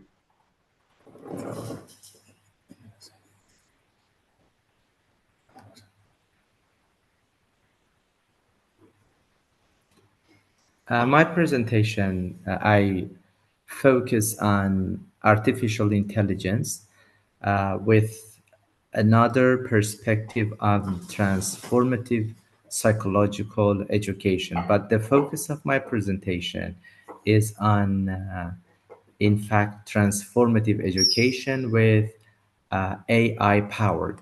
First of all, let me introduce myself. I'm an associate professor of applied linguistics. I have around 2 decades experience in teaching education, academic leadership, and research. I have held numerous roles, including the founder of the Language and Culture Unit, co-president and Education Center for Language Research and Publication in Canada, and head of English Department, Dean of School Humanities and Social Sciences, and currently I am Director of University. Today, I plan to provide another perspective of AI, in which the role of AI in education. Before I start AI, let's start with VUCA as the title of my presentation. I focus on VUCA. I try to start provide a very short background of VUCA. That VUCA, in fact, is a military vocabulary initially started by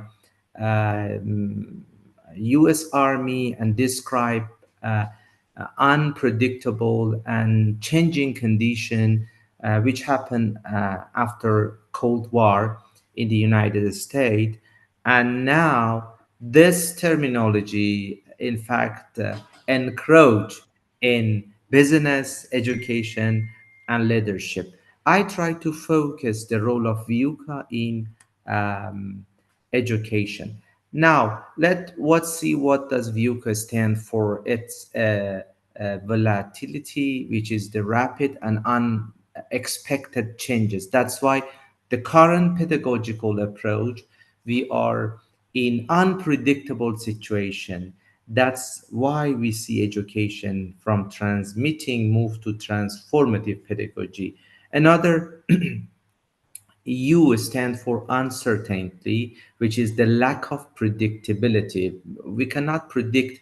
Of course, we can predict the future, but we are not certain, which is called the lack of predictability in the leadership.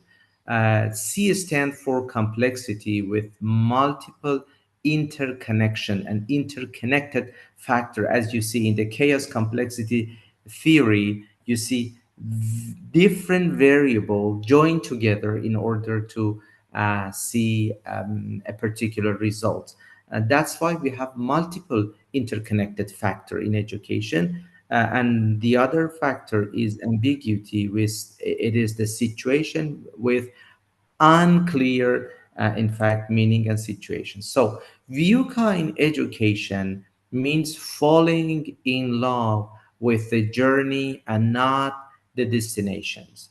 It means focusing on the skills that will help us meet an uncertain future with our best foot forward, learning from setback, persevering through adversity, and knowing who are, and anchoring that deeply to weather any storm that come.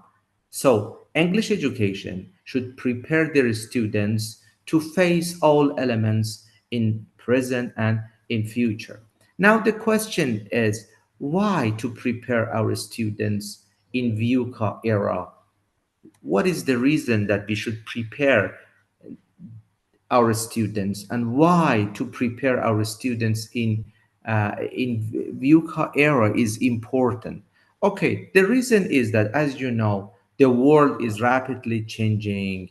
A students needs flexibility to adapt the new situation. The teacher should manage stress, to address the complicated issue in the classroom. Many issues are unpredictable. We should focus on collaboration. We should focus on team working activity. We should focus on, in fact, communications. And also, we have the rapid technological advancements that's why we have VUCA in education. So, do you need to study anything when there is an artificial intelligence? So what is the role of artificial intelligence here? Of course, what is clear, as everyone knows in this presentation, artificial intelligence is clever but not creative. uh, Artificial intelligence cannot help us how to think. Artificial intelligence cannot, in fact, replace human qualities, cannot replace creativity, empathy, feeling, judgment, and different variables that you know. So that's why we need to train our students in different areas, such as problem solving, such as cultural awareness, cultural literacy, higher level understandings, and we should focus to this point that AI is generative. It's not sympathetic. It's not creative. Uh, Now, VUCA elements in 21st century, in today, VUCA in language teaching and in education is an important issue because it helps the learners to work collaboratively, to use technological tools, and to develop higher order thinking skills in lessons and activities. There are a number of key terminologies and a number of main issues that the students should focus when they are working in education, such as a matter of leadership, the matter of citizenship, the matter of, I don't know, critical thinking, critical awareness, communications, creativity, and digital literacies. So I summarize all those elements in four C's in education, which are really important when we are dealing with education. The first C is communications. It should be connected to critical thinkings and collaboration, and also creativity. These are the main elements that uh, educators needs to train. So if we compare transmitting education to transforming education, we see in the second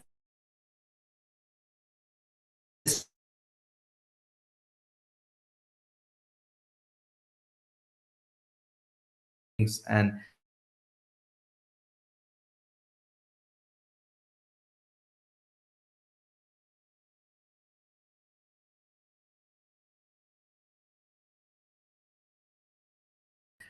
regarding the assessments, we should know that applications.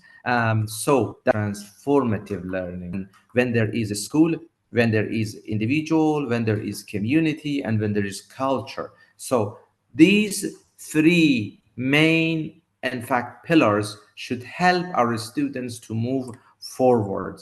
That's why education in 20th century with 21st century is different. We don't need our students to focus on knowledge-based pedagogy. So we should focus our students to skill-based, to practice-based, not theory-based. Students should be interactive. Students should develop higher order thinking, and we should focus on our alternative assessments, different ways to assess students, not summative testing as we have been trained in our era. And also we should help students to think, we should help students to learn. We should focus our education from individual based pedagogy to team based pedagogy and team based activities. That's why the practical applications in teaching can be on personalized learning, automated grading, tutoring systems, and also language learning. So the benefits in our education and for teachers is engagement and motivation, accessibility, and time saving for teacher. Because I thought there are a number of students, as I have invited a number of my students from UAE, from Iran, and from Iraq, and some other countries around us. I invited to this webinar. I thought to introduce a number of AI tools with the respects of VUCA to present the transformative potential in education. So AI power tools, I have introduced a number of them here is Otter AI, which is in fact a transcription tools that convert a spoken language to the written language. Students can easily take the advantage of this AI powers to in fact convert their spoken to the written form. Of course, you're familiar with the graphic design platform as Canva, which is very helpful for our students for a seminar, webinar, for making and designing and generating a resume. Again, AI can help you for lesson plan visual, can help you, can make you a poster for webinar with U English. QLBot also is a sort of AI-powered writing tools which can help students to simply paraphrase, to simply check their grammar, to simply check their, in fact, plagiarism, and also AI detector to summarize the text, and also to citation generation. Of course, the citation generation is a little bit, we should focus on the other aspects because I am a little doubt regarding the citations of AI. But when you consider the other main features, students can take the advantage of that. Another AI power is quiz generators, which can simply generate different multiple choice quiz and also different matching systems. Another is Khan Academy, which is a free students in fact, pre-service teachers, different lesson and practice instructional videos and something like that. Another is a wheel of name, which is really interesting when you want to create a spinning wheel to randomly select and pick up your students. Another is the Magic School, which is in fact good for educators to generate lesson plan, workshop, emails, and provide different feedback. It's useful for teachers. Another is an online platform, which is in Bamboozle, which is an online platform for playing fun and interactive classroom game. Because one of our policy in education is help to students to work together. A student should learn, should be trained to interact, collaborate, and work together. We should help new generators with the new, in fact, tools that help them to be trained. One of those interesting AI powered is the online platform which help students to play fun. This is useful for elementary classroom, which is interactive and train our students to, in fact, be learn collaborative activities. To me, AI tools should present, of course, a transformative potential with teaching and learning. We should help our students to think with AI, not to provide all their egg on the basket of AI. Should enable our students to personalize education and foster students' engagement and offer different valuable insight for educators. Thank you very much for listening. I'm also available in my WhatsApp as my phone number here and also my email. If any question, welcome. Thank you very much for listening.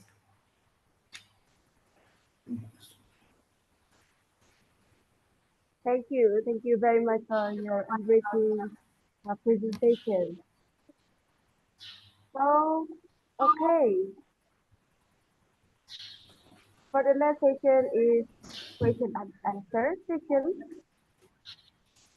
Okay. There are two questions here. Let me read the first question. It's coming from David, Mr. David from Indonesia. Okay, this question is for Dr. Hamid. The question is, how are we manifesting JICA through their teamwork in one of schools?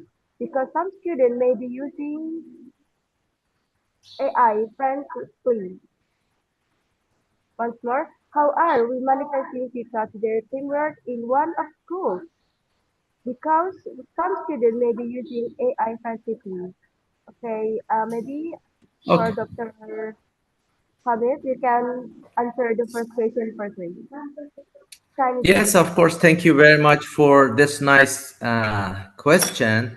The point is that when we ask our students to to teacher and my pre-service, in fact, educators, my pre-service teachers, because I train different language teachers. When I ask them to use, you can use ChatGPT, you can use AI powered in the classroom. The point is that they leave every situation to AI. This is wrong. You should help um, students to be trained with AI, to work collaboration, to work collaboratively, to help them to think critically. The question here is how we should help them to work collaboratively or as a teamwork activity. That one of participants asked this question. The point is that we should help our students with their generation. We should consider their generation. We should consider their interestings. We should consider what tools they are using. With these tools, we should help our students to work together or to think critically. One of those I have mentioned as the tool in this presentation is a teamwork activity. So we should practice, in fact, this one in the classroom and implement in the classroom and help our students to work with that AI powered tools. In fact, this AI power is a tool, it's not an end. This is the main point. The point is that, another point is that the big gap, of course, I'm talking in my country, in Iran, and also I have experience of teaching in some other countries. I see the main point is that, first of all, our teachers should be trained, then they should help their students as a teamwork, as a collaborative activities. In this presentation, I have introduced a number of tools that these tools can help students, can help teacher to achieve VUCA objectives, not the end. Thank you.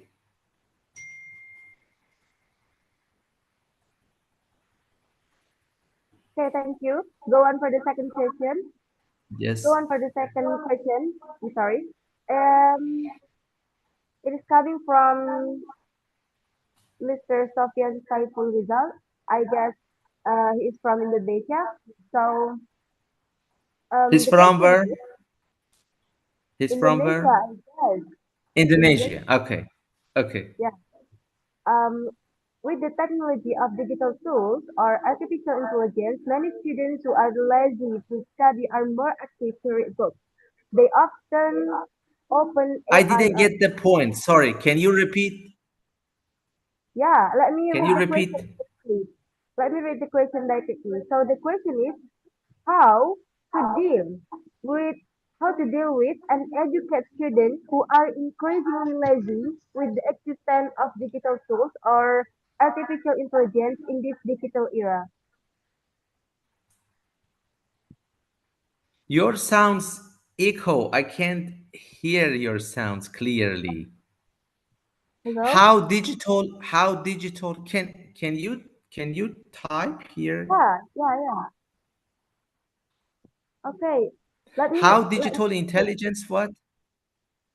how to deal how teachers deal with and educate students who are increasingly lazy with the existence of digital tools or artificial intelligence in this digital era. I don't know what you say.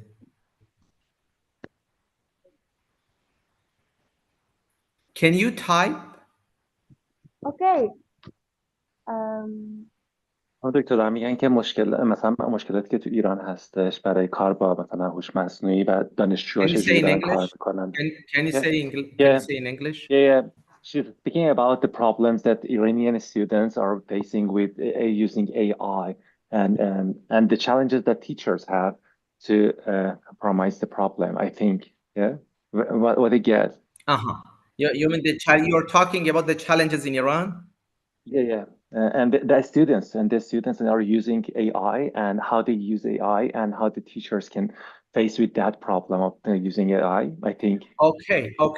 Thank you very much, Dr. Manoochehrzadeh, for clarifying because the sounds was echoing and I couldn't get the main point. Am I audible? Can you hear me now? sorry. Yes, sure. Yeah. Okay. Regarding this question, again, this depends on the teacher because those who are working with AI, I mean, the educators and the teachers who are working with AI. Let me share my experience. When my students text me and or when they I give them an assignment and they give the assignment back. By looking at in fact paper, I can simply distinguish that this is the text was generated by AI. This depends on the teacher, their experience, because there are a number of keywords, key terminologies with different AI tools that the teacher can distinguish. Uh, what I do in my classroom, I do not prevent my students to use ChatGPT or AI powered tool. In fact, I encourage them. I ask them to use AI because this AI can be, you can consult with AI, but do not depend totally on AI. Do not totally use AI in your classroom. You can think with AI because I have mentioned a number of key factors that these key factors are AI cannot help us regarding sympathy, regarding creativity, and a number of issues I mentioned in my presentation. I hope you could get your answer. All right. We get it. Thank you. Thank you. Go on for the next question. It's coming from Mr. Mukhlis Eko Wijayanto. He is from Indonesia. So the Mhm. question is, based on your insight, what would be the first practical step an English teacher should take to begin adapting their teaching practice for a VUCA environment enhanced by AI? Okay, What is so your? decide. Okay, let me repeat. Yes, repeat, please. Okay. How? Okay. What would be the first practical step? The first What would be the first? practical step of English teachers should take to begin adapting their teaching practice for the VUCA environment enhanced by AI or artificial intelligence. First practical Talking step about the first step that you should take to to adapt it. have the AI. The The first teachers. step that the teacher should take AI? Yeah. Ah, Yeah, that's correct. Can you clarify more what you mean by the first step that the teacher should do? Yeah, Well, she's what is asking the about question? yeah, the question is what is the step? What is the first step that the teachers should take to use AI in their classrooms? ah. What is the first step? For example, learning AR or something else. First step of I yeah, this is the question. The first step that the teacher should take for AI. What is it? Yeah. Okay. What is it?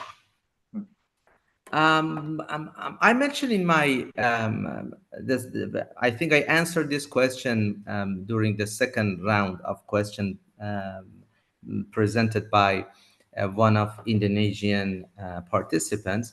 The first step I think is training, because I mentioned in our country the main challenges is the first. Um, Maybe some of our students, maybe some of the new generators, the new generations are more knowledgeable as far as the IT is concerned. So the first things is that our teachers, our educations, and our educational system, I think, should be trained. As you see, AI has currently emerged in the last 2 or 3 years. But when you say in a different countries, even most of the teachers, when they have more than maybe 10 years experience, they are different from those who are less than 10 years experience. Regarding this question, I have conducted in a snowball sampling a study that I try to compare the generation, and I see those who are experienced more, they try to use more paper based pedagogy than AI powered tools. And this is also very natural and happen when you see the new generations. They even would like to use the AI or to use the IT, to use the ebook. But regarding those who are more experienced, they would like to use the paper format. I think regarding to focus on your questions, that what steps should the teacher take, the first and the most important things is to improve his or her knowledge on AI powered tools. To first, the teacher should be trained. First, the teacher should be educated, and I think it is our policy, it is the university policy to have different webinars, to have different workshops for their pre-service teachers, because we have also on-service teacher, we have also on-service educational programs. I think this question, the straightforward answer for this question is on the shoulder our policymakers. It is on the shoulder of our, in fact, managers to train our educators, to train our students.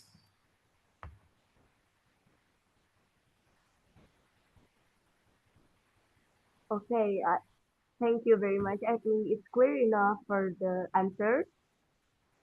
So thank you for all the questioners, for our participants who already been active to ask to the speakers today. So thank you for Dr. Hamid Darsit. Thank you very much. Thank you for listening.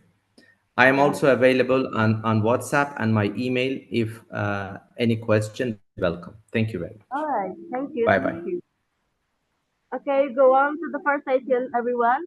Welcome to Dr. Manoochehrzadeh from Canada. Hello, Dr. Manoochehrzadeh.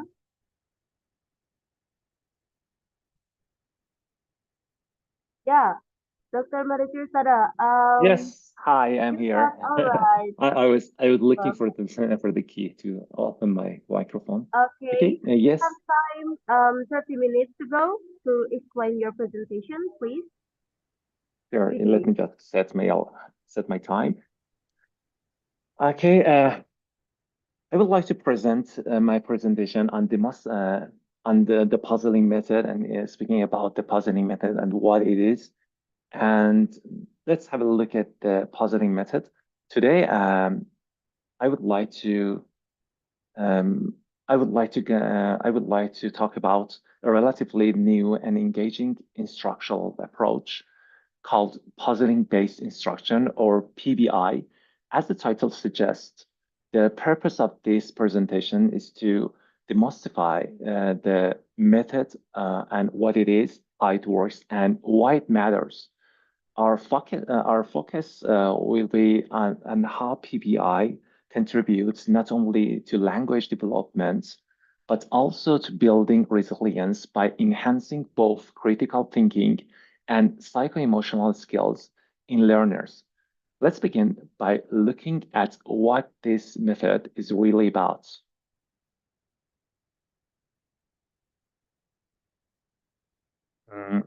I would like to begin by briefly introducing the concept of puzzling-based instruction. This is an instructional framework that supports learner in solving complex real-world problems. What makes it distinct is its dual focus. It develops both cognitive and emotional capacities rather than simply delivering information. This method presents learners with challenges, puzzles that require critical thinking, creativity, and reflection. In essence, puzzling-based instruction transforms learning from a passive process into an active, engaging, and problem-solving experience. Let's explore how this framework is structured and what makes it effective in the language learning context. Now let's take a look at the primary goals of puzzling-based instruction. The first goal is to engage students actively instead of passively receiving information. Learners are invited to participate, explore, and construct meaning through interaction and discovery. Second, PBI aims to promote deep understanding by encouraging students to reflect questions and solve their problems. We move beyond surface level memorizations and foster meaningful learning. And finally, the approach helps develop higher order cognitive skills such as analysis, evaluations, and synthesizes, skills that are essential not only for academic success, but also for functioning in complex real-world contexts. These three goals are at the heart of how PBI transforms the learner's experience.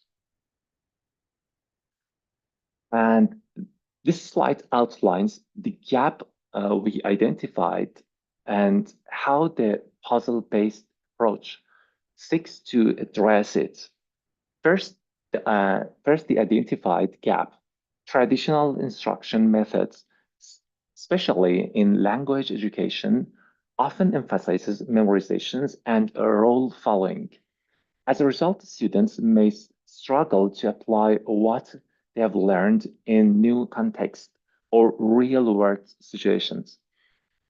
There is also a noticeable lack of emotional engagement and critical thinking in many classrooms.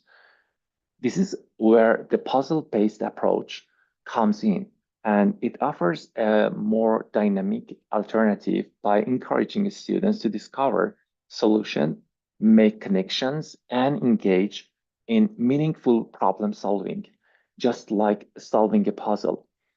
The objective of implementation this method is to close that gap by fostering active learning and deeper cognitive engagement, and finally are supporting in the evidence, which I'll share it in the next slide and demonstrate how this method has positively impacted learners in terms of motivations, performance, and their ability to transform knowledge to real-world scenarios. And this slide presents the rationale behind the emergence of puzzling-based instruction, or PBI. First, if we look at the evolution of teaching methods, we see a gradual shift from teacher-centered to learner-centered approaches.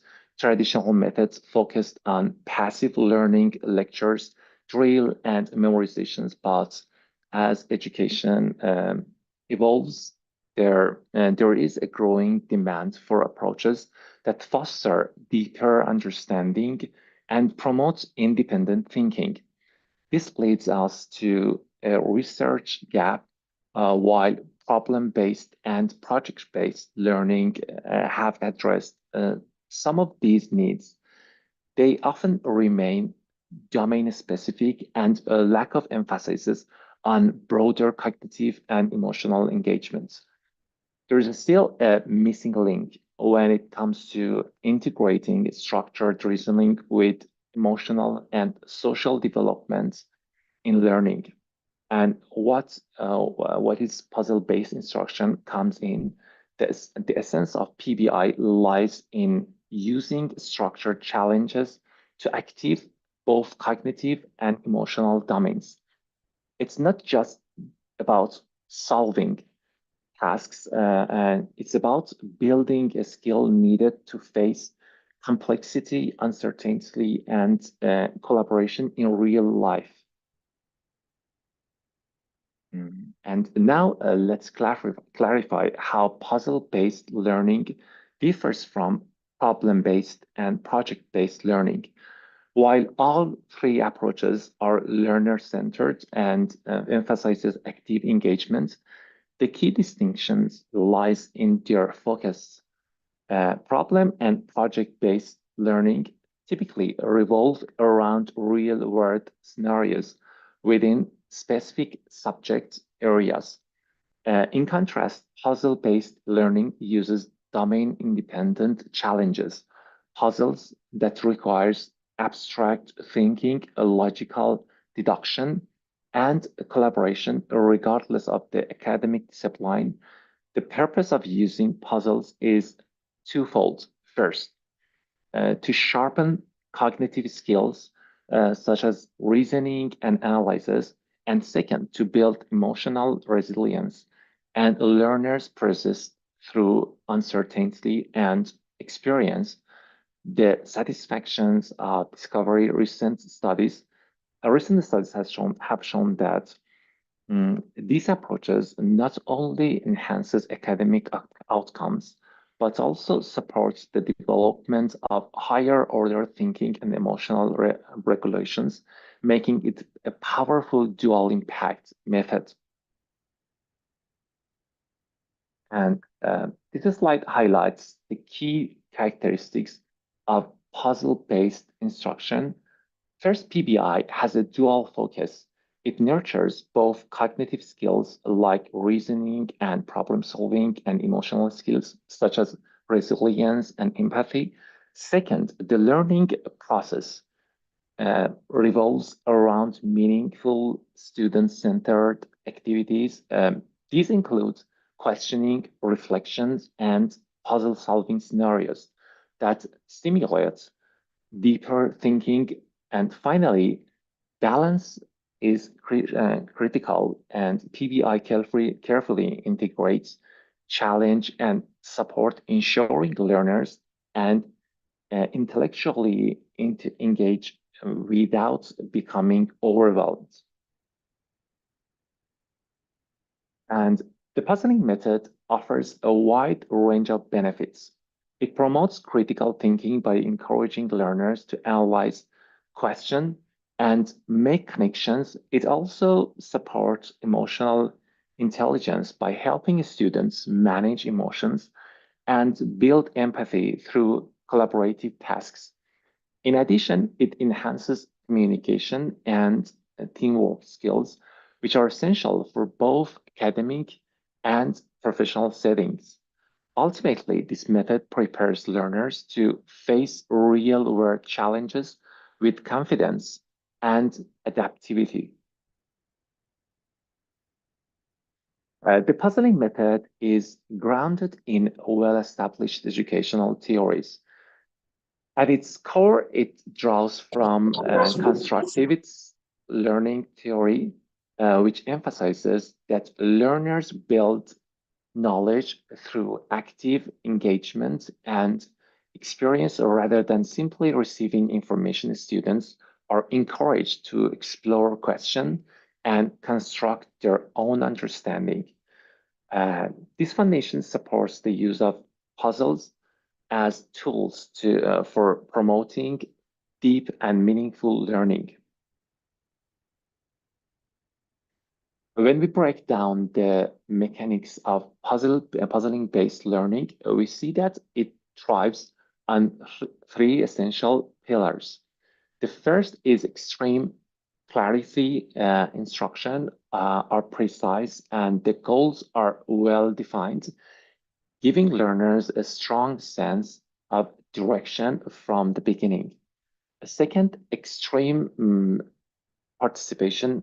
The students take an active role throughout the process. They engage, question, and contribute, making learning a collaborative experience. And third, extreme practice.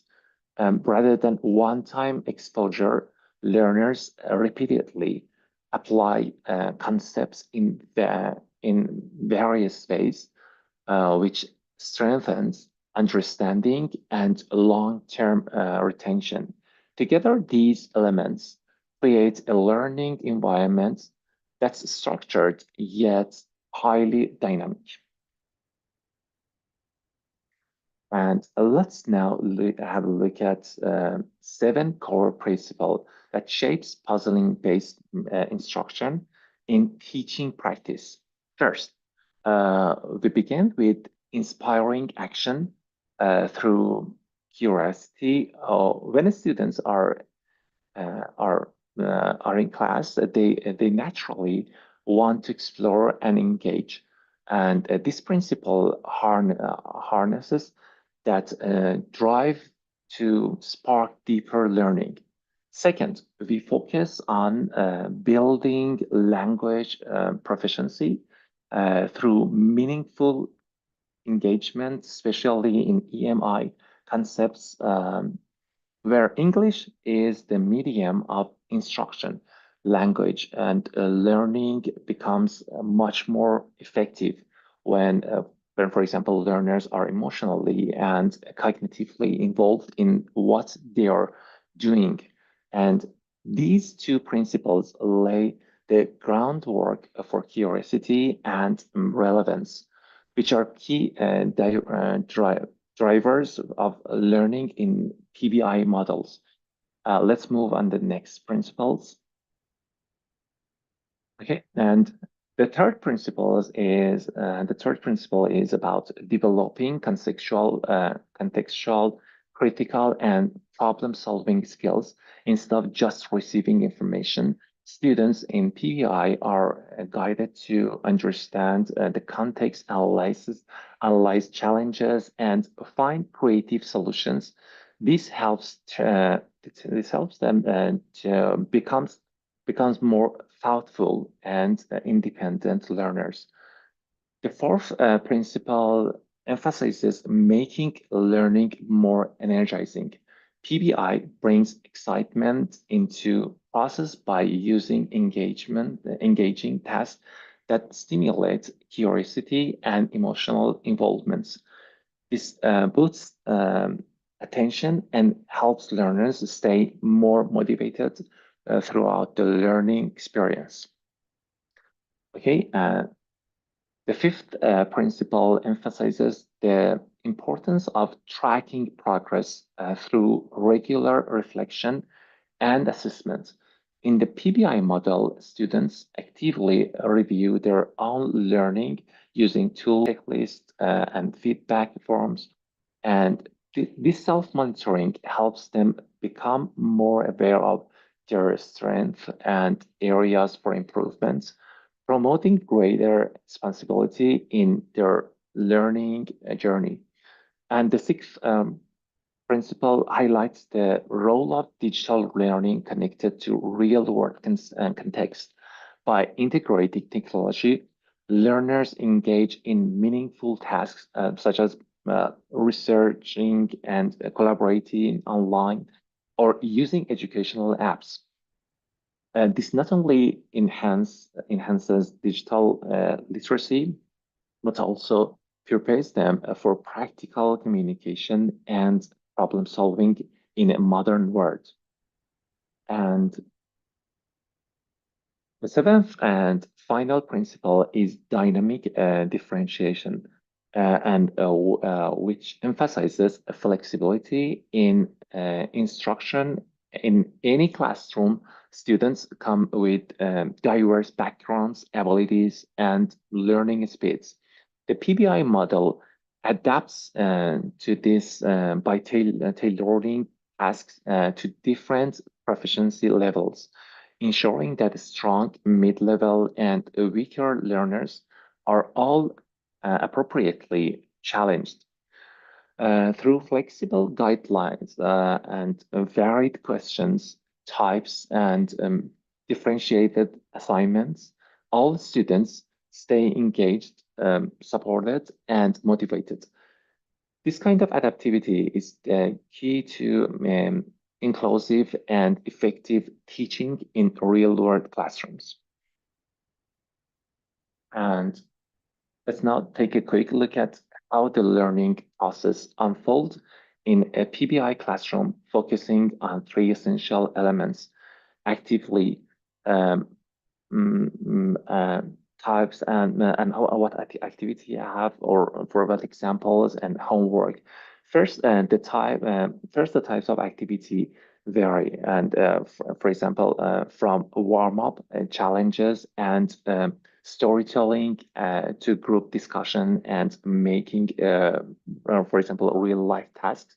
Second, examples are carefully designed to connect emotionally or cognitively with students, like discussing personal goals or everyday social problems. And third, homework extends learning beyond class through reflective tasks, peer interviews, or problem-solving prompts. All three components are aligned to promote deeper engagements and sustained learning. And this is the first principle in action, invigorating learning. We begin by energizing students with simple but powerful activities like warm-ups, ice-breaking, and discussions or conversations about real-life situations. Even gesturing and movement can help activate their attention. For example, we might ask them to reflect on what they had to give up to attend the course, or to recall the class that made them excited. Just to show up these questions trigger motivations from within. And homework in this phase isn't heavy. It's reflective and curiosity based. a quick for example, a quick internet search, interviewing two people, or drafting questions, all help extend learning into a real world. The second step is all about cultivating contextual and critical and problem-solving skills. Here, students begin to take what they gained during the energizing phase and apply it to real content. Instead of just receiving knowledge, they help shape it. For example, teachers and learners can negotiate classroom decisions like how assignments are structured, or what activities best serves their goals. This builds ownership and practical decision and making, for example, homework, or includes a reflective task like telling a story that embeds what they have learned, or participating in a think, pair, share activity to encourage pair exchange and deeper insight. This stage really shifts the learner from passive receiver to active problem solvers. And the third principle focuses on building language proficiency through meaningful engagement. Instead of practicing isolated language drill, and students are encouraged to give oral reports on real life topics, whether it's about, whether about current events. Oh, yeah, the microphone on. Personal stories or recent social experiences. Apa, Dek? Hello. Apa? Jangan buka ke Zoom. Okay. This makes the language used more relevant and emotionally connected.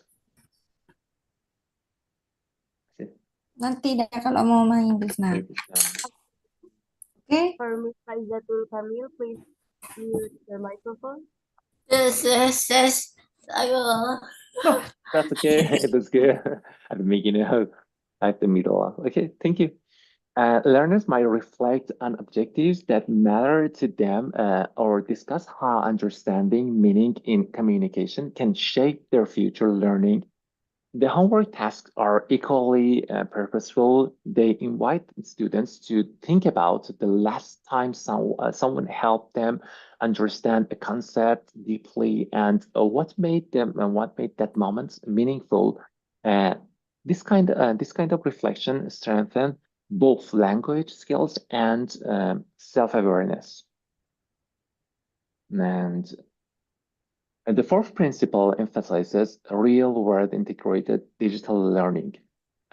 Students are encouraged to explore real issues using digital tools, whether through articles, internet research, or social media. And they then bring what they have discovered back to the classroom and share the insights. For example, learners might read about giving advice or research a topic online and present their views. If a topic sparks interest, it can even become the focus of future class discussions or interviews. And as homework students reflect on the impact of forming friendships and building social networks, and connecting digital explorations with personal growth. And the fifth principle is about tracking progress through reflection and assignments. In this phase, learners are taught how to self-assess their performance using speaking checklists. They reflect on what they have learned after each session and evaluate how effectively they have applied that knowledge. For example, they might complete a quiz or fill out a feedback checklist to rate their speaking skills. This not only increases awareness, but also build autonomy. At home, students can record, talk, reflect on their performance, and rate themselves using key criteria, tuning, and it can turn assessments into a habit for growth. And in this phase of puzzle-based instruction, students are encouraged to apply what they have learned, especially in speaking. And it's just about memorizing. It's not just about memorizing, it's about using the language in meaningful ways. Learners are invited to talk about different topics, join group discussions, or even shape ideas on social media or with friends. These real-life uses of language help maintain curiosity and promote deeper engagement. The goal is to help learners turn passive knowledge into active communication. When students are curious and motivated, they naturally want to explore a question and, for example, interact more. And homework at this stage asks learners to reflect and how can, for example, they apply these skills in daily life, and what new opportunities can language open up for them. For example, this approach turns learning into something personal or purposeful. And one of the strengths of puzzle-based instruction is its ability to adapt to different learner needs. And in this principle, we use dynamic differentiations and designing activities that match each student's proficiency level while still encouraging group interaction. And students are grouped in a way that balances strong, mid-level, and weaker learners. This mix allows for peer support and collaborative learning. Bias tasks are used to keep the environment active and challenge for everyone. For homework, students respond to different reading-based questions tailored to their levels. And they first write individual answers, then work in groups to discuss and compare their ideas. This reflection helps clarify understanding and ensure each student is meaningfully engaged, regardless of their current level. I have 2 minutes left. And as we look ahead, the puzzling method isn't just a classroom strategy, it's a vision for a future of education. By expanding interdisciplinary learning, it allows students to make meaningful connection across subjects rather than learning in isolation. And it also foster global collaborations through puzzle-based activities. Students from different backgrounds can work together, share perspectives, and solve challenges that reflect real-life diversity. And most importantly, it supports a long life learning. It equips learners with curiosity, critical thinking, and emotional resilience, skills that remain valuable for beyond the classroom. This is how puzzle-based instruction prepares us not just for exams, but for life. And thank you very much for your time and your attention. I'm here to answer the questions, and I'm also available after this meeting. Thank you very much. Thank you very much for your presentation. Okay, I'll go on to the question and answer session. Yes, Okay. we have just 1 minute. Yeah. It is coming from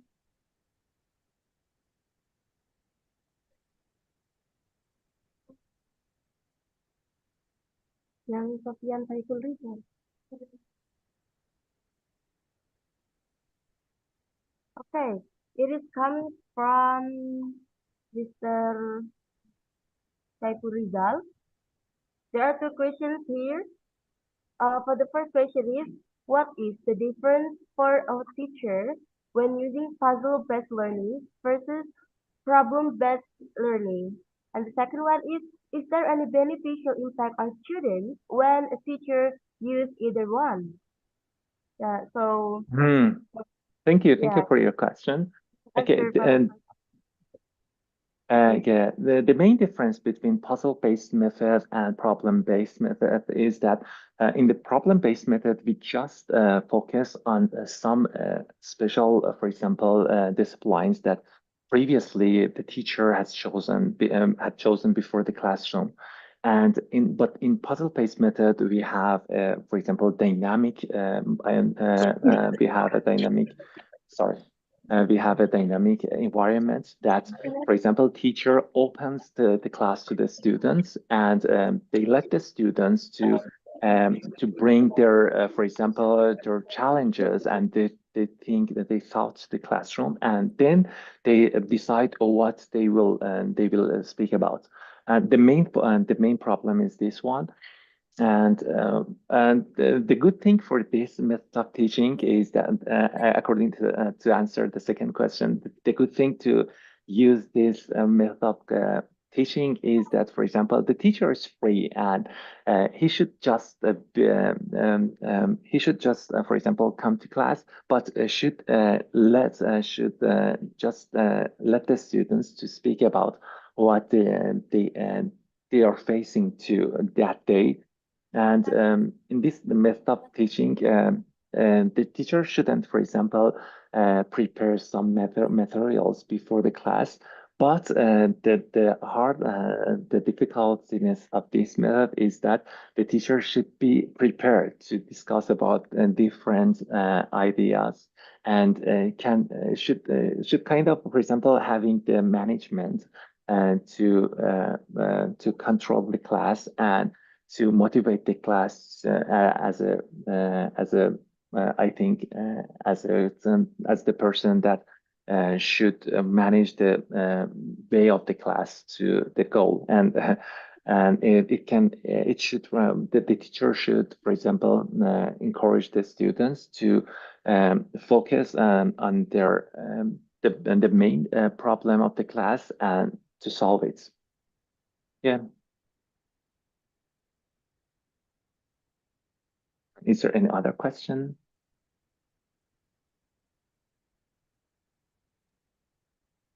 thank you for nice answer. To shorten the time, let me read last question coming from Mr. Bradiansha. Yeah.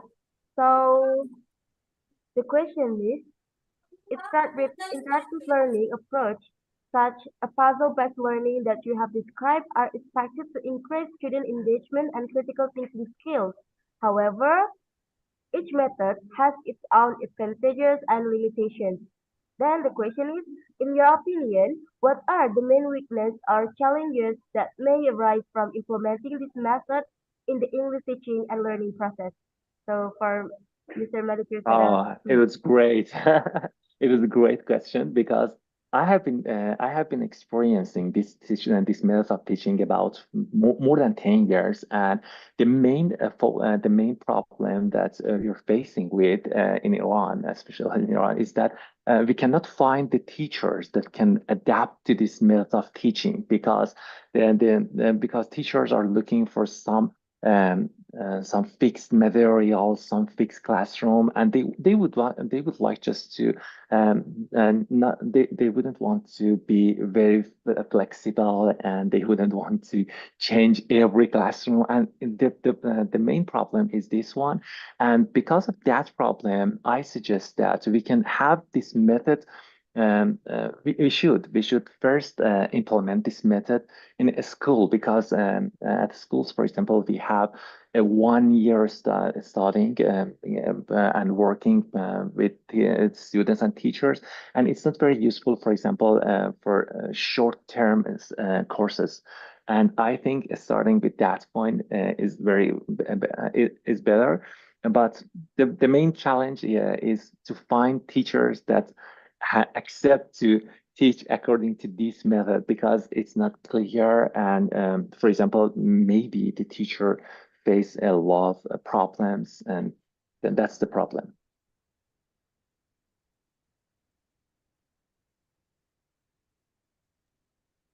Okay, thank you very much for your nice Yeah. answer. Okay, Thank you thank very you for much. your nice presentation also, Mr. Manoochehrzadeh. Okay, ladies and gentlemen, all participants, distinguished guests today, go on. Last but not least, for the last session of us, we have Dr. Syafiq Rahman joining us from Qatar. Hello, Dr. Syafiq Rahman. Hello. Assalamualaikum. Good morning, still from here. Yeah, good afternoon from Indonesia here. Good afternoon, thank you very much. Okay, Dr. Syafiq Rahman, Yeah, sure, you please have go ahead. all right, to present presenting your presentation, so you have 30 minutes, and it is also including the question and answer session. So please go ahead. Thank you very much. Thanks a lot. So I was thinking about making it a talk rather than a presentation, because that's the very topic of it, saying it's a talk. So I thought, okay, let's have some talk. There has been a lot of listening, so maybe we can see what the participants say. How much have they used it? How much has it been tried already? And where are we heading, and what are the challenges? So I would really like to listen from the participants, like where are we today and where are we heading to? What are the challenges? So if you allow me, I would really like to shoot some questions. Is that okay?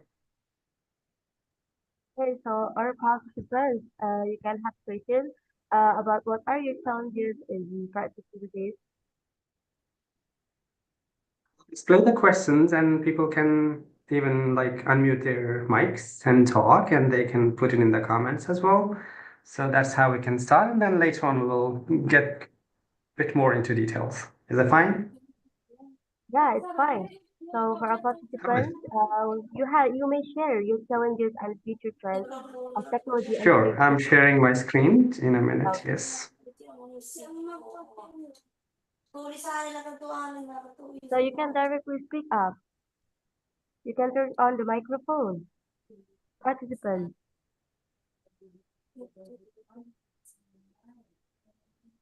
So let me share my screen.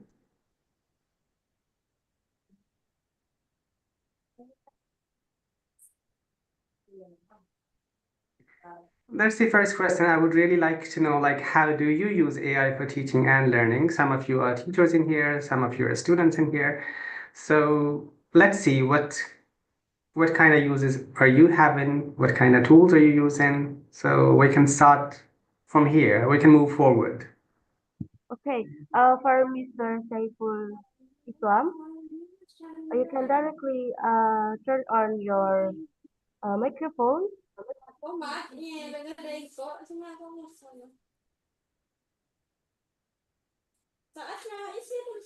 Yeah, Mr.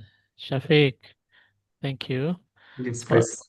for the chance. Yeah, you know that today we face the AI era, and it's a big challenge, I think, for us as a teachers and educators to strengthen the students' critical thinking skill. But the problem is sometimes the students how to say, make it easy to do the task, make it easy to do the job by depend on the AI itself. So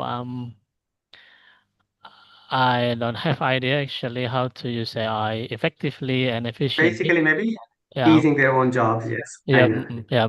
Using it is their job.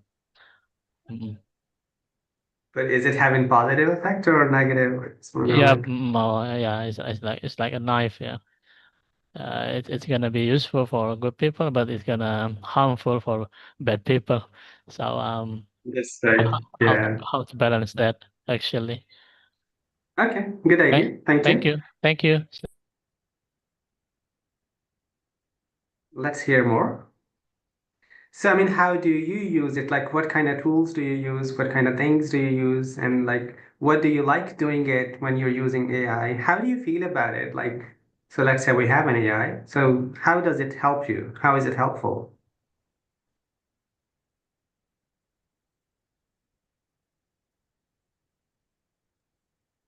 I'll have my coffee. That's fine. Thank you, Mr. Syafiq. I think the Thank best, yeah, can I? I think the best thing that we can use from AI is to get some ideas to how to convince or how to manage the class. For example, asking the AI different ideas to, for example, mention in the class or something else. Some kind of brainstorming, because AI is very strong in brainstorming. For example, you can ask this AI, okay, what is the, for example, 10 most 10 best topics to engage the students. And that's very useful, I think. Thank you very much, Dr. Mehdi. That's very nice and nicely put in. Brainstorming is something which can really be helpful for not only students, but teachers as well. Sometimes we really spend a lot of time on searching the ideas or like thinking about it. So maybe this can save a lot of time on that part, and then we can work on the productive side where the real work is needed. So I was just doing an activity in the class yesterday, and I wanted students to get 5 main ideas and add some details. So what I told them, like, you have 10 minutes, since the time is very short, we use the ChatGPT. I asked them to get the main ideas with no details. Sorry, can you please mute? Is it Miss Farah? Or maybe the moderator can do it. I think the administrator can mute her. The admin can mute them, please. For So the students were able to do that in a very short time, getting those main ideas, and then they kept writing the details. So that saved us like almost half an hour. So it is really a useful way of integrating AI in teaching and learning, especially when we're talking EFL. Thank you, Mehdi. Let's have at least 5 more, and then I can start.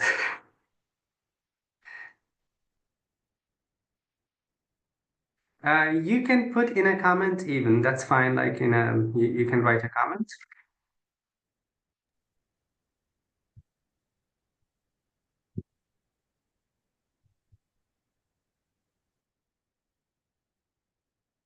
Okay, for next participants, if you have more questions, please kindly type in the room chat, or you can directly unmute and turn on the microphone, please. So let me add another question, maybe. What are the challenges with AI? Let me put the second one here. So we all know there is a good side. It helps us brainstorm. It helps us get information very quickly. It can do the comparison for us. It can make kind of analysis for us. Sometimes it can do data analysis even. Let's talk about the challenges. What are the struggling side? Because it's a new thing. And whenever there is a new thing, there are a lot of challenges. There are like a lot of problems because it is unforeseen. It has not been tried. It has not been experimented. We all kind of jump into it. It's like something new, exciting. Oh, yeah, let's do it, you know? And then once we are in the ocean, then we know, yeah, I need to do this, I need to do that. So what kind of challenges are we facing in teaching and learning with a special focus to EFL or TEFL, let's say, or ESL, whatever we call it?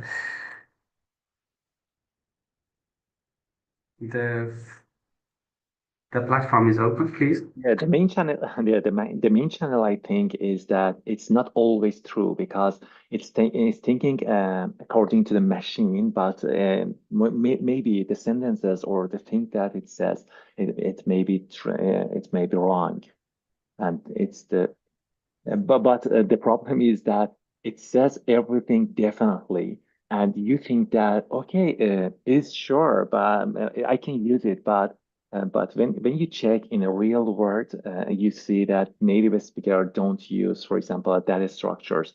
And it happens, for example, in 1% or 2%. It's a lot of time fabricated information. It just ChatGPT thinks, yes, that's right, it does it. And then sometimes it's not even applicable because the context is very important. I'm sitting in a Middle East context. You are sitting in, like, let's say, American context. They are sitting in Far East Asian context. If the prompt is not given correctly, the details are not given, the context is not put in, the information we receive from ChatGPT or from any other AI platforms may not be fitting in the context. And that is very misleading. Thank you, Mehdi. Thanks a lot. So, My pleasure. So there is another one to give clear instructions for the AI to validate the source report. Yeah, instruction, let's say the prompt engineering is something which is very important. How do we ask? What do we ask actually? And I was just having a conversation with it yesterday, and then a friend of mine wanted some information about a plastic surgeon, and we were having a talk, and then he suggested there's this doctor and that doctor, and I said, okay, please get me the information on it, and said, no, sorry, this doctor does not exist in Qatar. So I think sometimes it just fabricates it, it can just make up. So we really have to go back, validate it, make sure like this is correct, factually correct, fitting in the context. Let's listen from more people, please. Feel free, you can write it, you can say it. I really don't want to have a feeling of the COVID days teaching class, there were days in COVID. Yeah, I guess Yes, Mr. I would like to say something about EA too. My name is Yadi, sir. I'm from West Sumatra in Indonesia.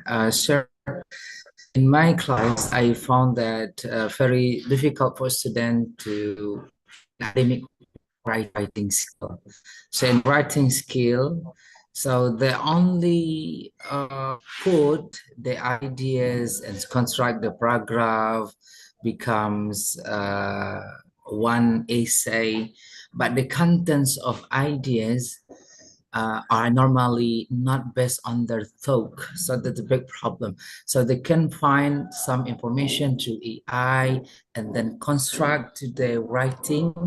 And then when they submit the writing skill, so I found that not coming original from the thought, that the problem of artificial intelligence in my class in writing academic. So I don't know, is it okay if we find EA to assess the writing skill?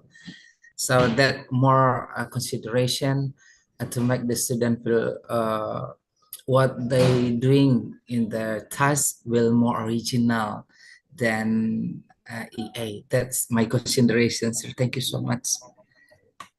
That's a very good question, actually. That's a real life problem we're having. We ask students to use AI as an assistant to them, but they use it as a master to them. They become slaves to it rather than using it as an assistant. We truly can do that, what you're suggesting. However, then you have to go one step back. You have to create a question by AI. You have to use a rubric, which is created either by you with the help of AI. That rubric has to be set up. And then in that rubric, you would add up the element of creativity and originality. And then the students write their responses. You just upload that response, and the AI would say how much similarity is there, how much copy is there. Because as a teacher, we know like this is not their work. But we need to make them realize like this is not your work and it's not helping this way.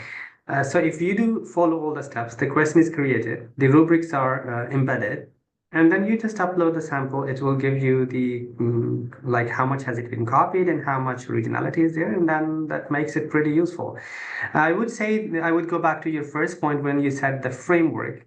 If there's a question, and Dr. Mehdi also mentioned earlier, that's the brainstorming part. You give them a topic, they have the brainstorming, they have the framework, or let's say they have a model. So now it's more kind of filling in the model. Let's say it could tell you write 2 sentences in the introduction, 6 sentences in the body, telling 3 advantages and 3 disadvantages. Let's say, for instance, there is a main idea, there is a support, there's a main idea, there's a support. The second paragraph goes disadvantages, 3 main ideas with the support.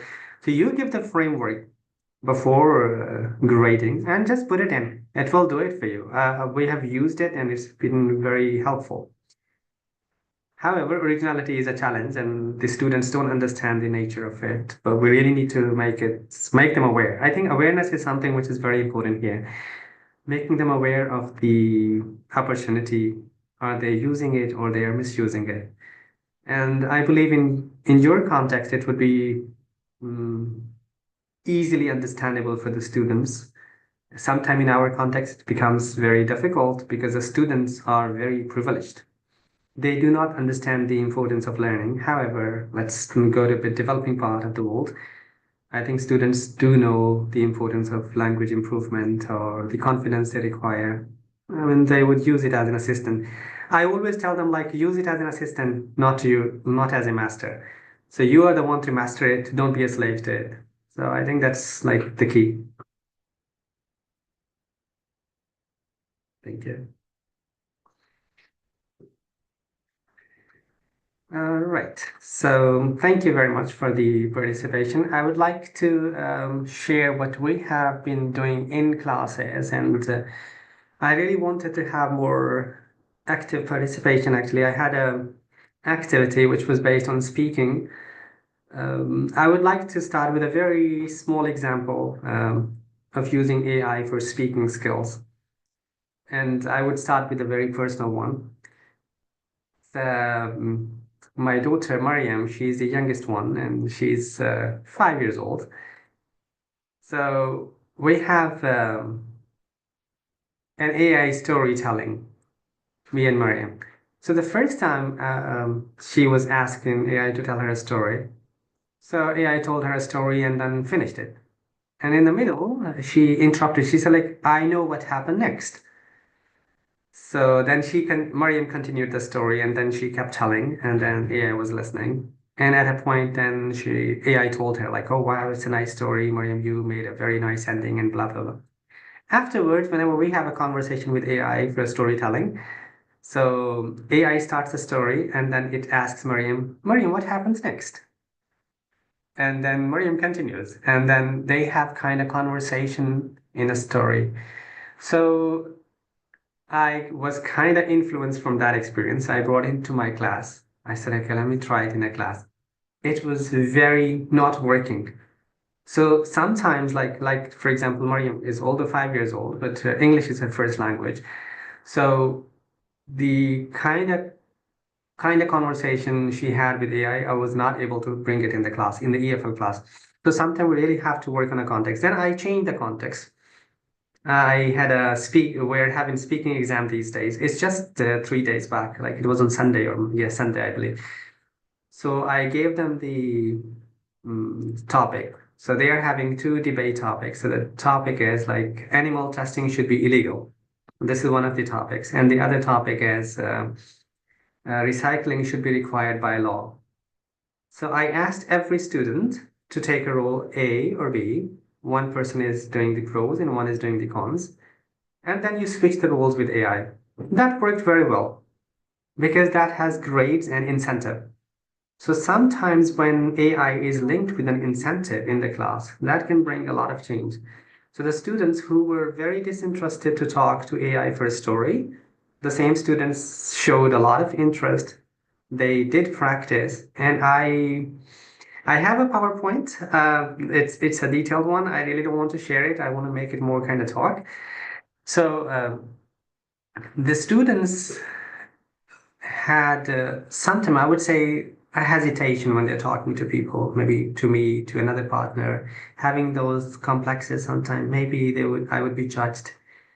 Maybe I would make a mistake. That fear, that anxiety, that fear of a mistake, they don't have it with AI because nobody is judging them. Nobody is grading them. Nobody is laughing at them. Nobody is making fun of them. So that activity worked so well. So they kind of switched roles for about 1 hour, A and B, and then the AI becomes A and they becomes B. And after that, I grouped them with the real people. And it was very helpful experiment, I would say, in a class. So with speaking skills, we can really bring in these chatbots or AI bots, making them do some of the work, which we do in the class actually. So it can take us to the back foot, be a moderator, like we're having our friend as a moderator here.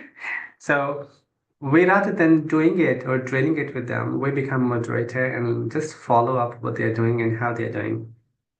Is there any comment or we can move on? Dr. Mehdi, you wanted to say something?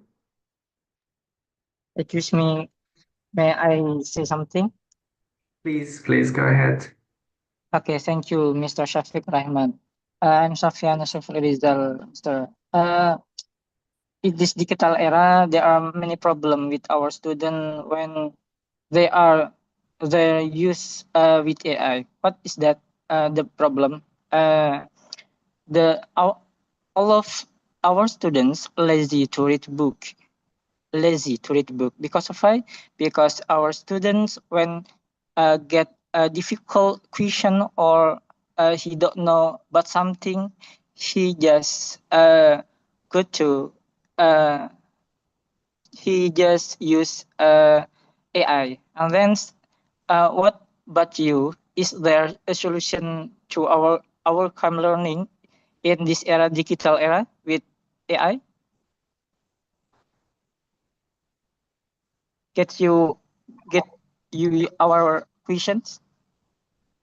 Yes, I think I understood the challenge in the class, like the students are not using it productively or positively, rather they misuse it. Am I right? Yes, there are many problems. Our students use AI. What is that? All of our students lazy to read book. Because of why? Because all of our students open AI, and then that you get solution about it in this digital era. How our student come back again to love reading book. Oh, thank you very much. You know, this is one of the part of my presentation, actually. Let me take you to that. It's about the reading, actually. Can you see my presentations?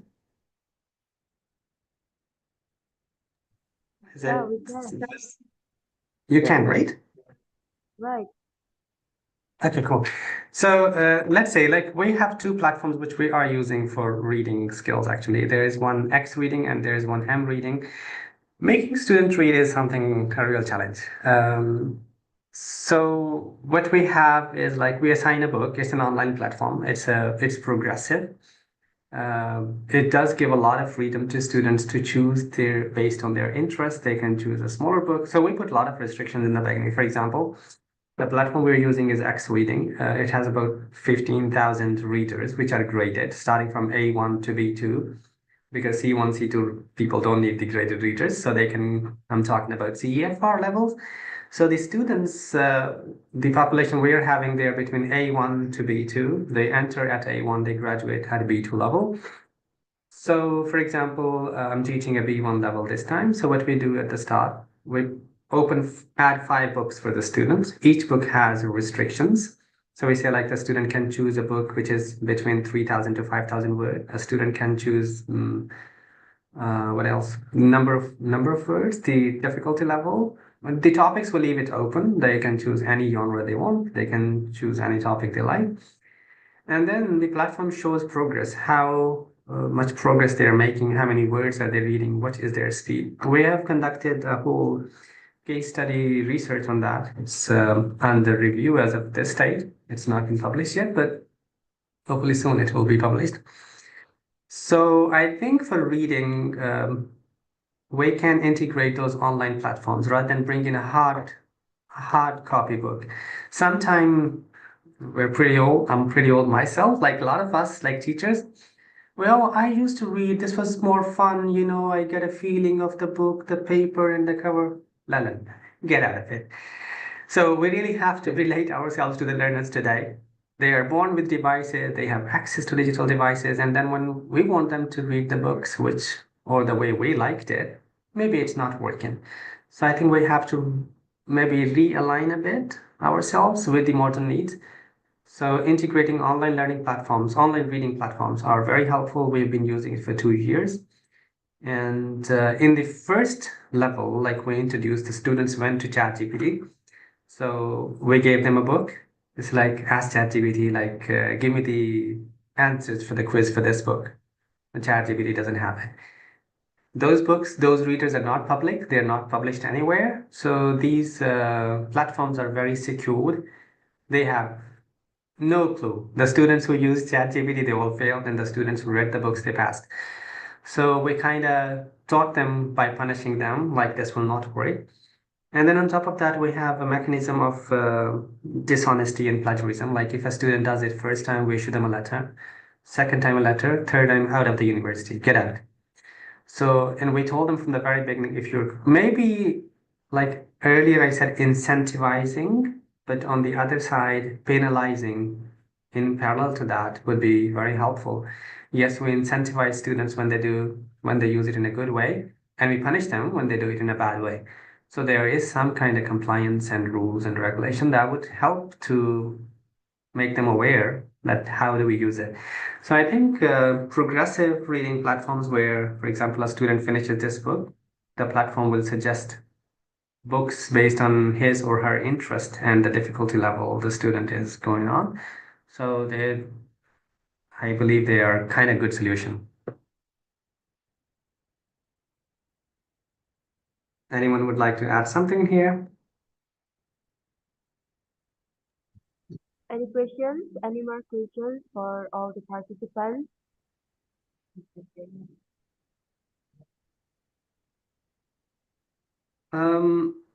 We have done like the real thing, I would say one of the biggest benefit which we took out of this program was when the students were given text which was 1,000 word long or 500 word long, they would look at the text, oh my God, so long, you know. Yeah. That fear of the length of the text was, I would say, an obstruction in the learning process for EFL learners. So when they were exposed to like 3,000 words books, 5,000 words books, by the end of the term, they're reading books which are 8,000 to 15,000 words. So the fear of the length of the text was almost removed. So like by looking at the text, that's the first thing. Second thing, because they're reading on their own, the vocab acquisition was very helpful. They were able to learn new words because the platform provides them like meaning, context, sentences. So that anxiety of students when they see a text and they get scared, this online platform really helps them. We did work with the speed. This is one of the biggest issue when we go to reading. I'm not sure if I'm factually correct, but I remember myself even when I took IELTS like 10, 12 years ago, 15 years ago, in 2006 or 7, I took it. Yeah, that's almost 20 years, my God. Okay. So I had lowest in reading myself. So when I went back to my childhood, I was not a good reader in my childhood, though like now it's a different story. So my daughter went and took IELTS just 2 weeks back. She had 9 in IELTS, 9 in speaking, and she struggled a bit in writing because they are very not used to writing, although it was 8 in writing. So I felt a reading habit with the speed of reading is also very important. Reading speed is something, a real challenge with our students. They can read it, but if you give them 1 hour instead of 20 minutes. But in the exam, they don't have that much time. So when we are doing the reading, these platforms help us track their speed because the page will move after a certain time. So like, for example, if we fix the speed at A2 level learner, that's almost 60 word a minute. After that, the page will move. So they will know like they have to finish within this time framework. So it kind of pushed student to move on. Okay, I'm sorry, before your time is over. All right. So I really have this whole thing I wanted to talk, but I felt it was better to have some conversation and listen and try to figure out like how we can apply it and what are the challenges. We're open to question answer and anybody can comment, even if it is not a question, you want to share an experience, please, the forum is open. Tell us like how you have used something, what kind of challenge did you face, and how did you come out of it? because it is all learning by doing. So we don't really have frameworks as of this stage. Still, ChatGPT regulations are being made for the AI, I mean, overall in general, how much we can use it, where we can use it, how much we cannot use it. So we are still kind of in an open sea, yeah? So the floor is open. Thank you very much for the opportunity, and thanks a lot, everyone, for being with us.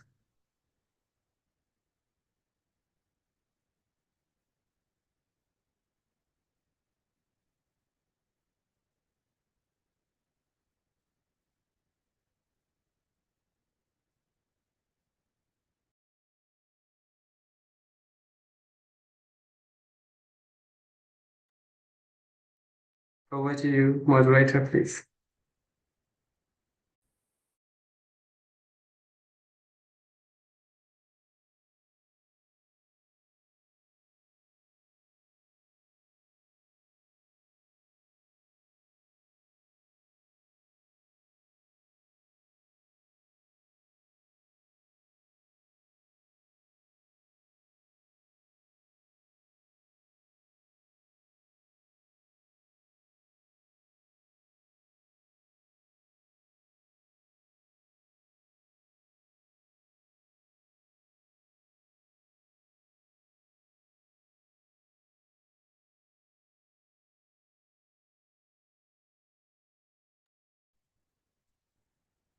There is a silence, so I don't know what's going on. Not surely. There's a mysterious silence. Yeah. You're sharing very useful information, and so we are eager to be silent and listen. Just listen.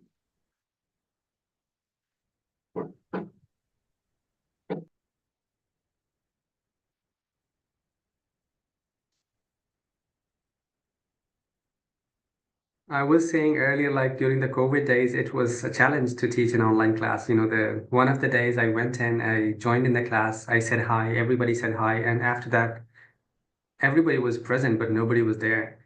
And then the next day, I said, you know what? I'm not teaching you guys until everybody greets me in the morning. Turn on your camera, get out of the bed, at least, you know, wash your face. They objected a lot. They said, oh no, we don't want to turn on the cameras. I said, no, no, please turn on the camera. Let's have some face-to-face interactions, you know. So that helped us to bring the classes back. Otherwise, it was such a killer. We would sign in, good morning, teach it to ourselves, and then leave. And a lot of teachers reach to a level, they say, like, you know what, I don't care. So I said, but then I don't want to do it. Like, if I don't care, I don't want to do it. Like, why should I go and spend half an hour, 1 hour? Okay, hello, good morning, and goodbye, and go. So, you know, sometimes this online interaction becomes very challenging. Hello? Yes. Okay, the time is over for all speakers. Thank you for your insights for presentations and explanations.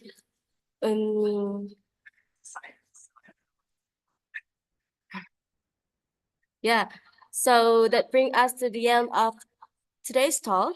On behalf of Nurul University, I'd like to thank all of our distinguished speakers and global attendees, of course, for your presence and contribution. So now, go on to photo session. So let's turn on our cameras for a group photo to mark this special event. Please.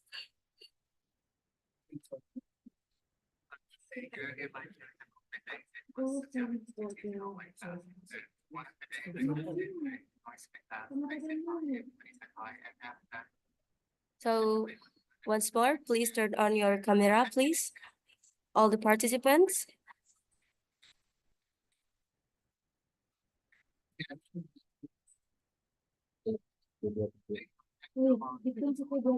Let me count down. 3.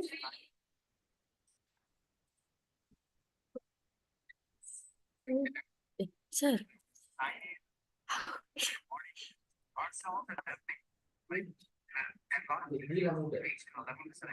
For our participants, please kindly open your camera.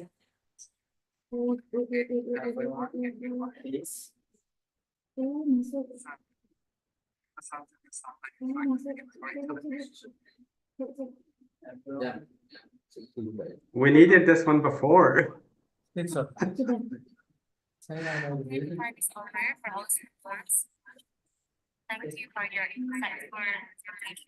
Okay, thank you very much for all the participants, especially our speakers today. So we hope to see you in our future programs again and again. Until then, stay safe, stay inspired, and goodbye, everyone. As we conclude up today's enlightened session, I'd like to sincerely thank our speakers for their time, of course, expertise, and truly thought-provoking insight. And thank you to all our participants again from across the globe for joining us today and contributing for these rich dialogues. Much. Thanks a lot. It was a pleasure to be We part hope of it. also this Thanks. session has sparked new ideas and encourage you to explore more innovative methods in your English language classroom. Until next time, stay safe, stay inspired, and keep exploring the future of language education. Goodbye and take care. Assalamualaikum warahmatullahi wabarakatuh. Waalaikumsalam. Thank you very much. Thank you very much. Goodbye.